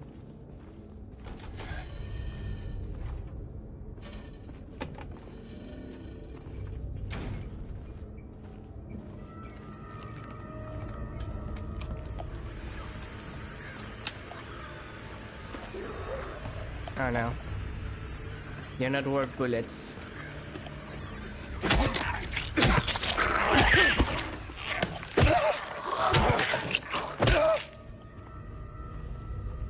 It's worth mentioning, like, one of the things about the prison that I really like the original game's prison. So in the original prison, there was an area, like a series of areas, like this is basically a labyrinth. It's a series of areas where there's clearly enemies there, except not really. They're semi-invisible, like people. Like you can kind of see they're there, but for the most part they're not super visible. Here's the deal though. They don't attack you, it's fine. But they're just really, really tall. So you don't know if you can pass by them. And James continuously looks up, because this is the kind of game where, like, your character will look in the direction of where things are interesting, like where items are or where interactables are. So James constantly looks at these enemies, because James looks at enemies, but they're not... You cannot attack them. They do not attack you. But James continually looks up just to look at them. It's pretty freaky. There's nothing you can do, you just have to pass by. They don't do anything, but they're there all the time. And they're implied to be the prisoners, for the record. Crimson and White Banquet for the Gods. Cults, my favorite. Dead by skewering. An execution at the prison. Dead by skewering or strangling. To choose his death is the prisoner's last taste of freedom. Yeah. You can get skewered, or you can get strangled. Choose your favorite. It's gonna be cool. And this Toluca prison camp. That's a little difficult to read. Built in 1862, the camp was used to house prisoners during the American Civil War, converting to Toluca prison in 1866. Like, the prison is annoying because there's a lot of like labyrinthic, like small rooms that you can pass by and stuff. That's mostly what's annoying, but it's very good at building tension. Like, I get annoyed by it because I get lost. That's simply the way it is. I get lost more often there than anywhere else. Hey, it's like that painting we saw with the hole. I wonder if we have to throw ourselves into the hole. You know, as a symbolic kind of situation. And the answer to that is yes. James, please, the prompt. I find it funny that the game asked me to do this when it's the only way I can go and it's the only thing I can do, when in the original it's just a cutscene.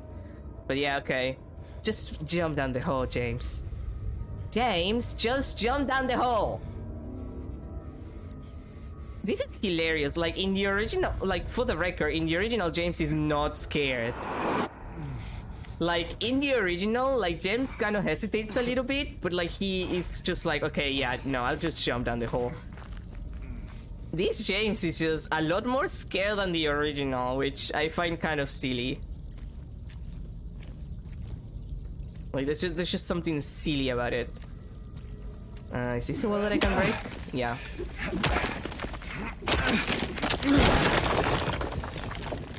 I mean, yeah, of course a normal person would hesitate, but that's kind of the point. James is not normal. Like, that's one of the things about dear J. Jonah Sutherland here. Like, he's extremely not normal. Like, he puts his hand on disgusting toilets to get a key. Well, a key was in the original. In this one is the hand of a clock. Where are you? There you are.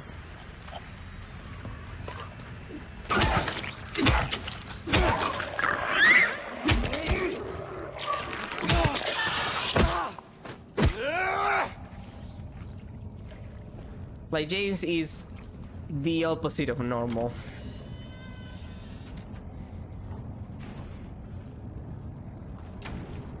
Like, this man does not know how to be normal.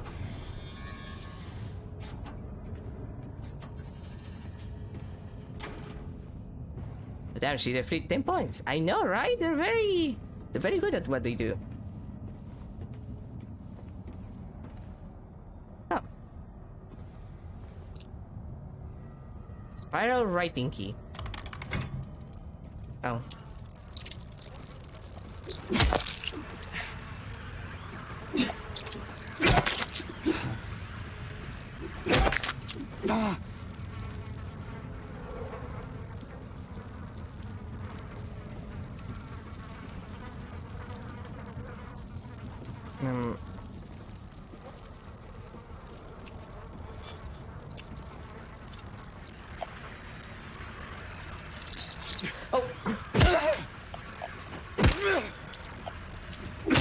I'm trying to do my puzzles.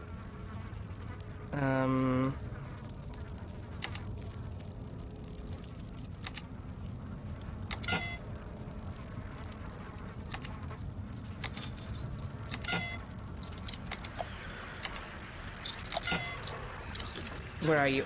Come on, I can hear you. Come, I see you on the wall, you piece of shit.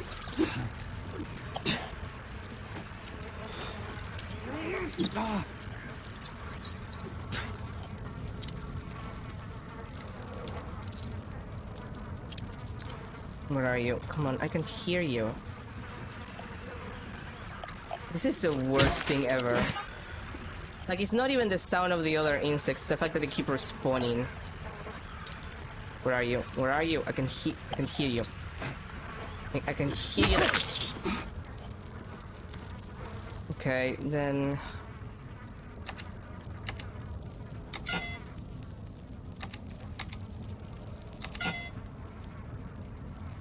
Maybe...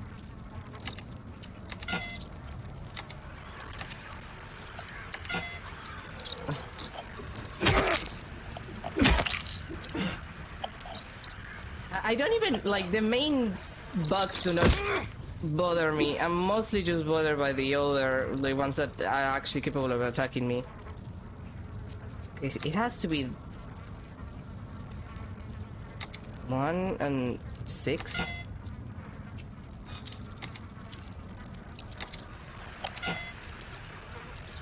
Bugs, where are you?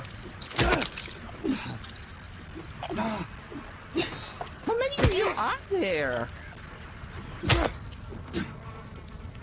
I know that this is not pleasant, guys.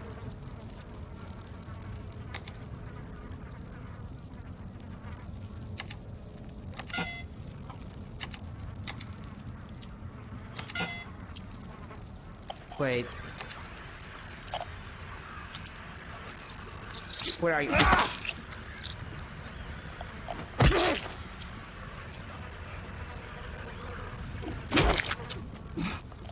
Like, this is gonna take a while. He's definitely 7.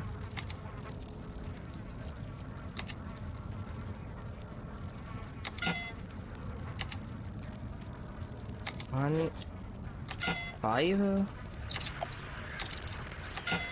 No.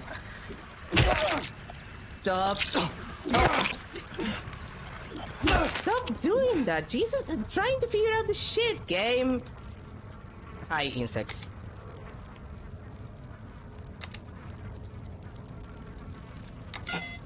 Unless it's 8.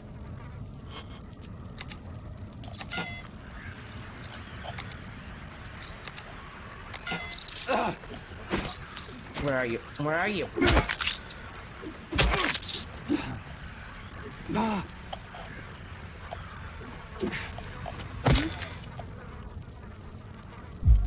Look what you're doing to me. You're making me waste healing.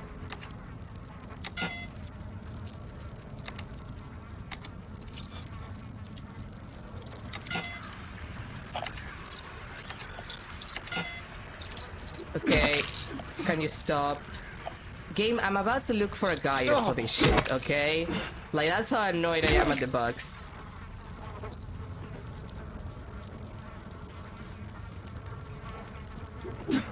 Like, I don't even know which ones are alive and ones are dead because I can see the corpses. You know what? Fuck it. I'm gonna actually look for a guide. Like, I probably can figure it out, but I would be able to figure it out better if I wasn't attacked by bugs all the time. Okay. Look up. Prison. Remake. Bugs. Code. That should give me what I need. Yeah, it's called the bug room. Would you look at that? Yeah, what's the code? 920. Wait, is the ones that are not dirty with blood? Okay, game, then why do you paint the ones in blood first? Like, I'm going to assume that someone desperately touched those. Well, actually that makes more sense, because if you're desperately figuring out the shit and you didn't get it and you're covered in blood, you probably died. Ah, come on, that's bullshit. What bullshit thing, game?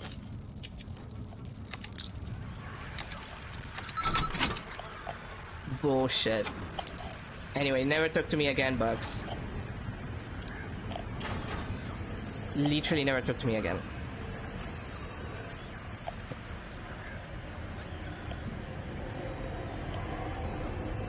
Hey, another hole. I'm gonna enter to that later. But yeah, that was definitely not in the original Toluca person, just saying.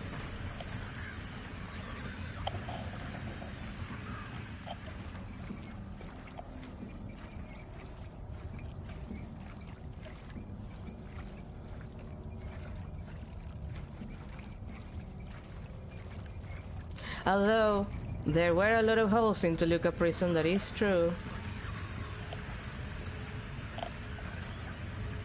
This door?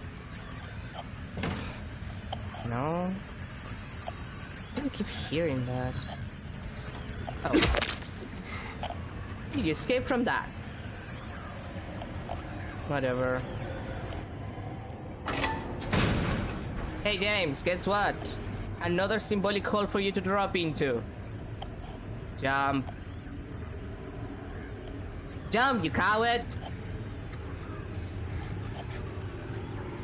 Then make me call Pyramid Head so he throws you into the hole. Because I will call Pyramid Head. And he will be less nice about it than I will.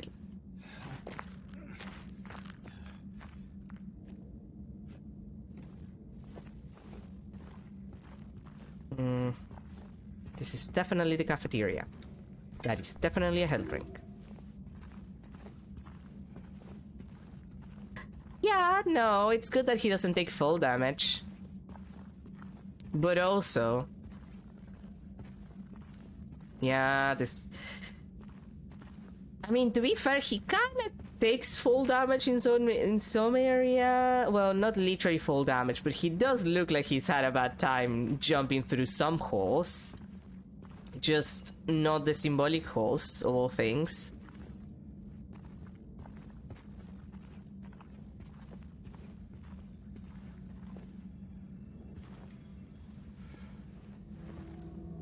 Corpse? Corpse? Yeah, that looks like a corpse. Ain't no big deal. Just put the gun to their head and... Oh, hi, Eddie. Eddie? Oh, hi, James. Hey. What happened here? Who was that? I don't know. It just came at me. Okay. So he attacked you, and you shot him. Yeah? Yeah. Yeah, that's right. He made me do it. Okay, calm down, Eddie. Any idea why he would do that? I don't know. He came out of nowhere. Tried sneaking up on me in the dark. I heard footsteps, so I turned back and he was right there. And you could tell that he wanted to hurt you. Well, yeah, I mean, the way he looked at me, I just had to do it. Oh, wait, I'll tell you about it in a sec. He looked at you. I thought you said he came at you. Yeah, I mean, I could see it in his eyes. His eyes. Yeah? He kept looking at me, making fun of me. And I told him not to, but he didn't listen. Eddie, you can't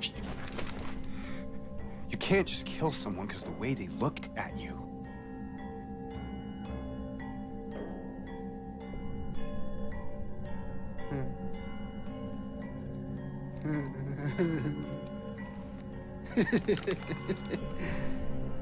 You should see your face, James. I was just joking. The guy was dead when I got here. I got you, didn't I? Well, anyway. That's different. I better get going. Wait. You're gonna go out there alone? Yeah.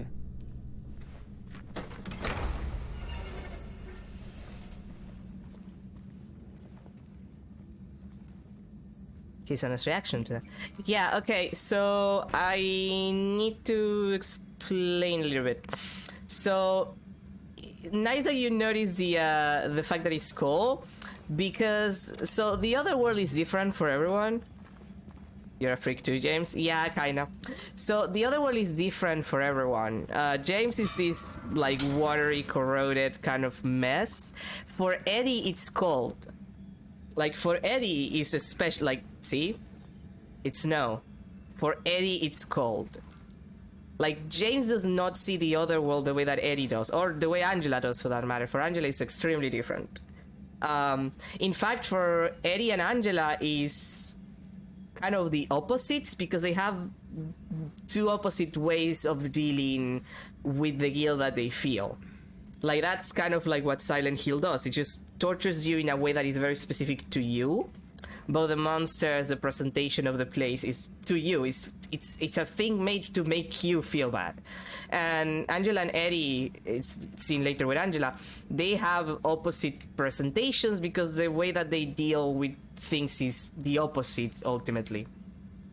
And that line at the beginning with Eddie, I believe that's different because, like, Toluca prison is where you fight him. Like, James kind of like pushes Eddie's buttons a little too hard, and you end up having to fight him in the original because James doesn't always measure his words, to be fair.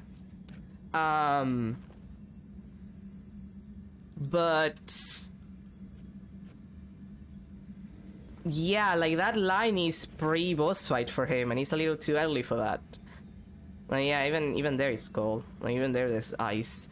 But yeah, the thing about Eddie is that his monsters just look human.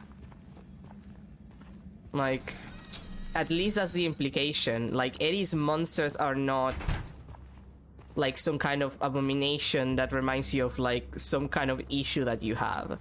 They're just humans because his conflict is with other humans. Like, his conflict is very, very human. Like, the implication, especially in the original, because he dresses a lot more childish, is that he might have some learning disability or something. Oh, hey, rifle cartridges. I'm gonna get a rifle. And he was like bullied a lot. Yeah, there it is. I'm gonna need the key though.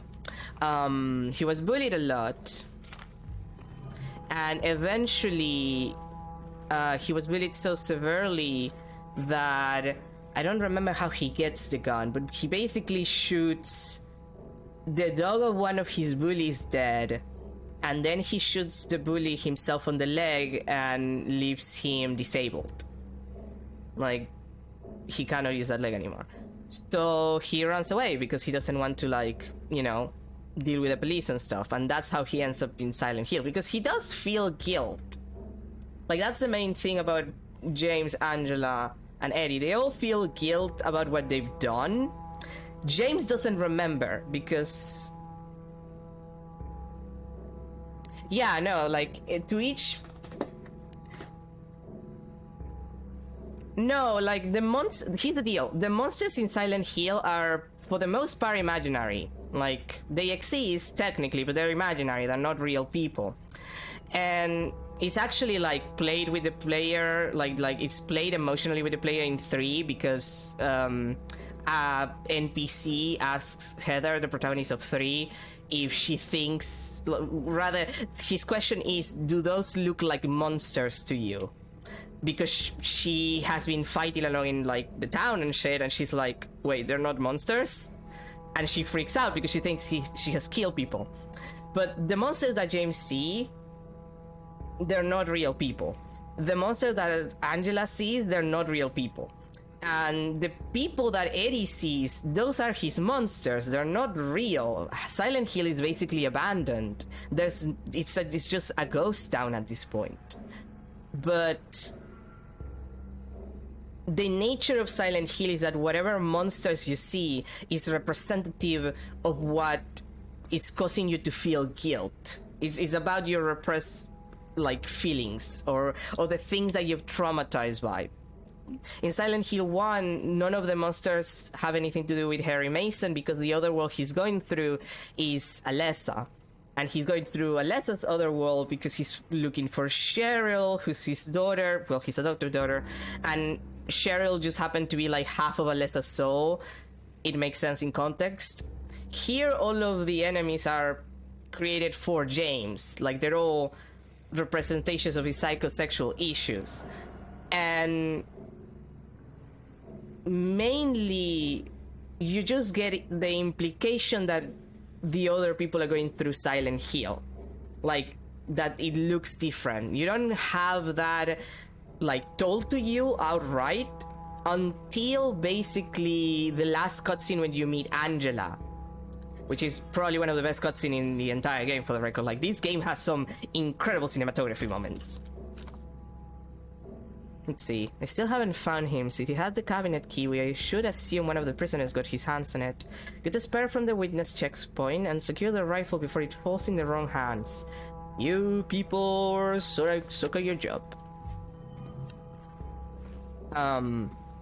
But yeah, Eddie, for Eddie, the other world is core. For James, it's his decayed, like, watery kind of place. And for Angela, well, you only have a glimpse of what it looks for Angela in the original. But it's not pretty also. And then we have the prison. The Luca prison, 2nd floor. And 3rd floor. The Luca prison is large. It was large in the original and it's larger in this one. Oh yeah, no, like, we actually do get to see a little bit of Angela's. It's not much, at least in the original. I don't know how much they expanded it in this one. But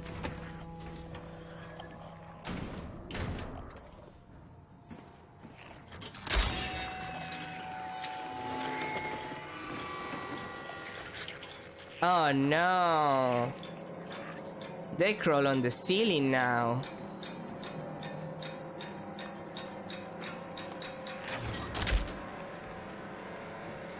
I don't like that.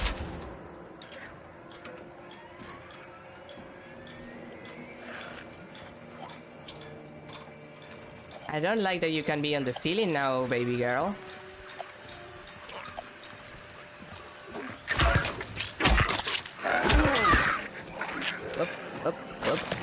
Up. Like that I don't like. I don't like that. Okay, that's a bull.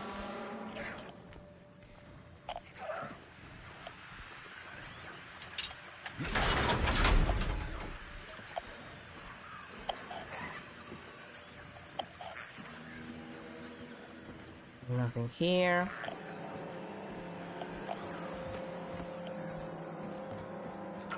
Like, I know you're in the ceiling, baby girl.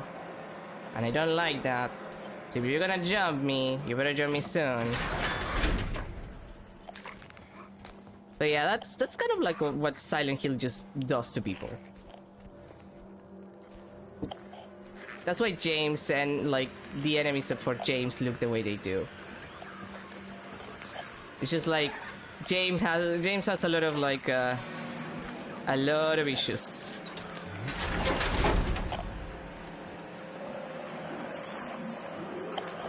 And none of them involve him being normal about women and or holes.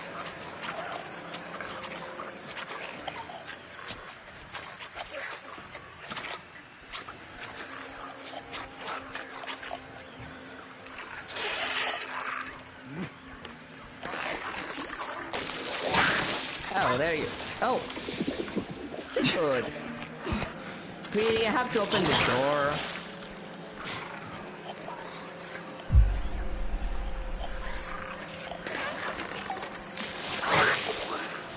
Look, I'm not gonna open the door if you're gonna vomit on me the entire time that I tried to.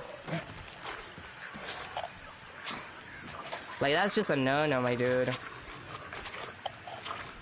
You're gonna have to stay there, like, suffering, if that's what you're gonna do.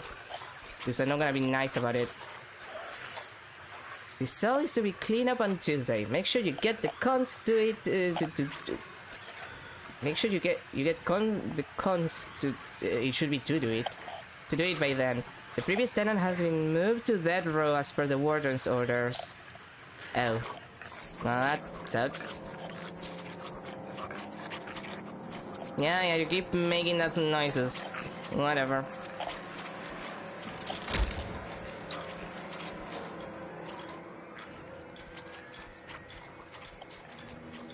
And this is a snake door.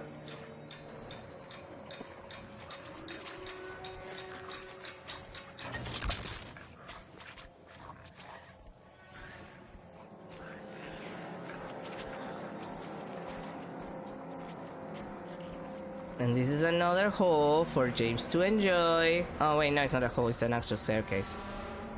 I'm so used to holes at this point that I'm just assuming everything is a hole. And as they say, a hole is a hole.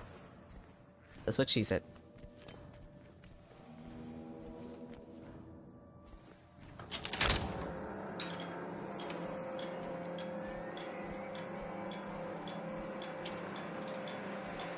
I might as well go through this area then.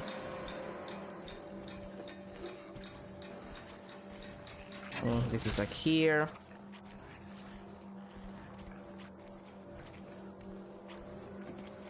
But yeah, this is gonna take a while, the prison, because I was bad at the prison already. Like, the prison is not an easy area for me.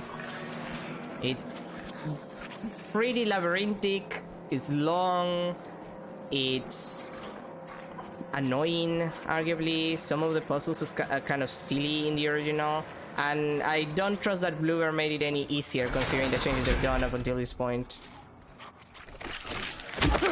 I knew you were gonna be there, bastard. I knew it. I knew it. You can't catch me like that, marionettes. I'm used to your bullshit already. I'm used to it. And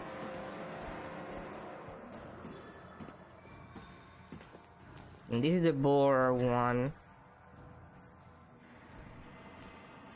Like, they're so predictable after a certain point. Like, it becomes sincerely predictable, and it kind of ruins the immersion, I'm gonna lie. Like, I don't mind, just, I don't know. Like, why would you put so many marionettes? I'm just used to them at this point. Okay, fine, I'll open the goddamn wall. Boop. Boop. Boop.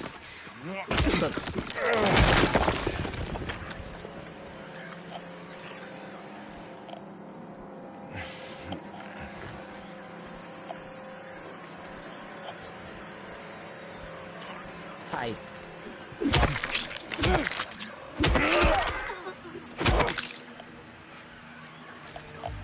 See what I mean? Like, you just expect them at this point.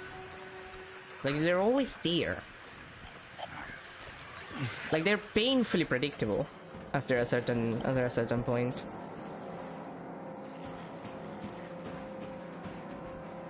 And Toluca Prison is already bad without, like, hilarious amounts of marionettes. Mostly because twin lips are a thing. Oh god, this is dark. Like, Toluca was dark, but this is really dark.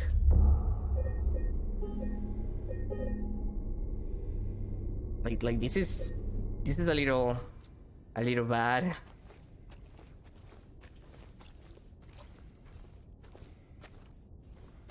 Like, Toluca, you could at least see where you're going.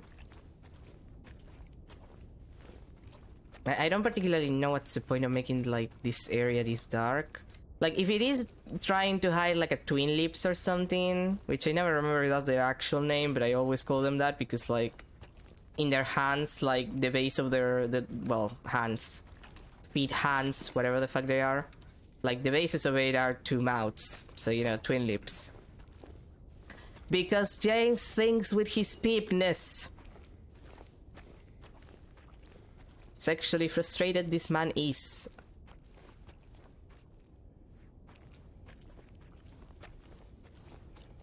If this is like a trying to hide a twin lips situation, like, I know there's gonna be twin lips, is the prison.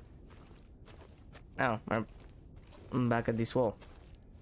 There's no doors. No exits, except from the one I came from.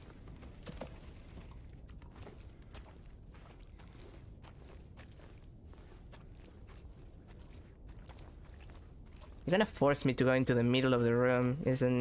Aren't you, game? But that's what you're gonna do to me, and I'm gonna regret it. I'm gonna feel bad. Like, I can hear something. I literally can hear something, game. Okay. This is why I waited and saved all of my goddamn shotgun ammo. And also my handgun ammo. I have like way too much handgun ammo, as you can see.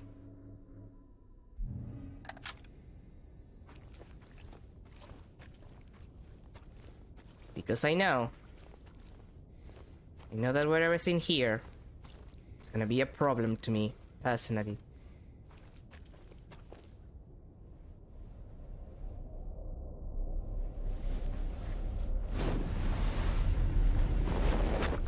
Hello, Lady Justice.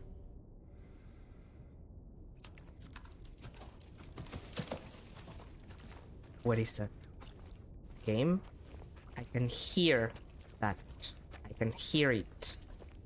Do not get to do this shit to me, game.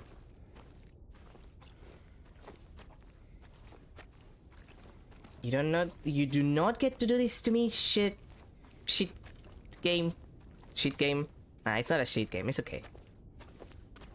It's just not as good as it could have been.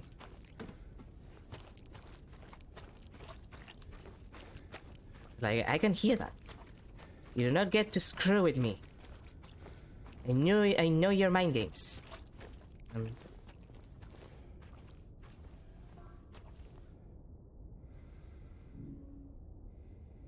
Alright, I need to just... Oh, I need to get the rest. Ooh, Apple Festival. Aww. Enjoy your Apple Festival. Have fun, sis. Have some apple cider. Unless that actually has alcohol. Maybe you shouldn't drink alcohol so early in the day. But yeah, have fun. Enjoy your apples. I'll enjoy having James suffer. Actually, I should probably end the stream soon. Because we're at time. So I'm gonna go save in an earlier area. And then I'll stop for today. God, Toluca Prison, why are you so dark?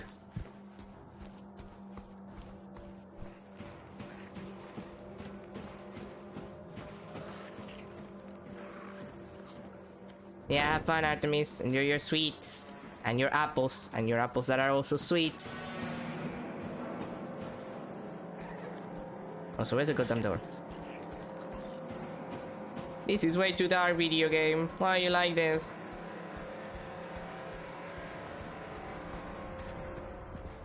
Thanks, you too. Did I check this? Yes, I do. God damn it.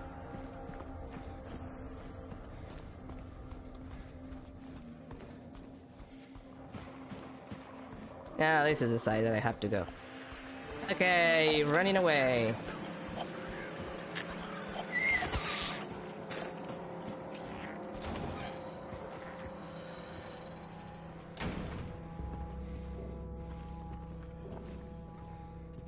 Alright, and that's the upper area here. Well, that's for later. We're gonna save and we're gonna finish because we're a couple of minutes over time. And I would like to get my lunch. Okay, back to the Armory of Toluca Prison. And that's gonna be everything for today.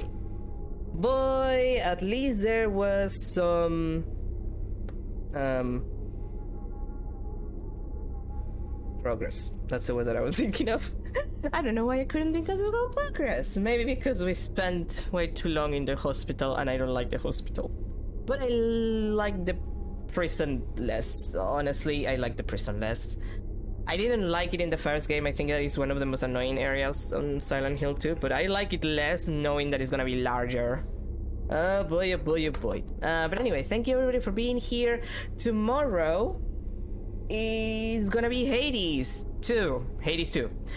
Because there was an update for Hades 2 not so long ago. Like, a couple of days.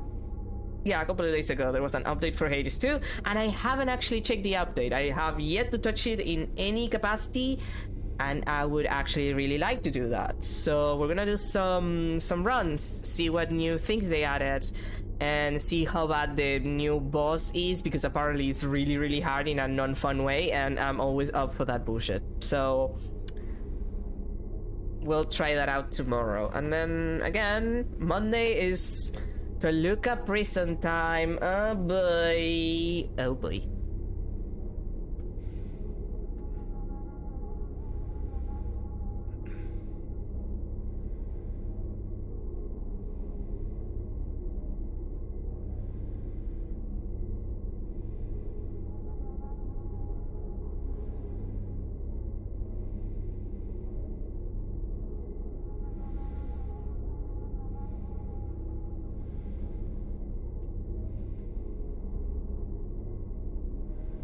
Okay, sorry about the silence there for a second. Someone needed to enter the room. So I had to mute the mic for a second there. I'm sorry about that. Anyway, like I was saying, tomorrow is Hades 2, and then afterwards, Monday, more Silent Hill, more suffering, more of James' excellent suffering. But anyway, thank you for being here again. Have a good rest of your day, a good rest of your weekend, and I'll see you tomorrow for actually knowing what the fuck is up with the new Hades update. Apparently Dionysus is back and he has a large package. That's all that I know. Yeah. Bye everyone.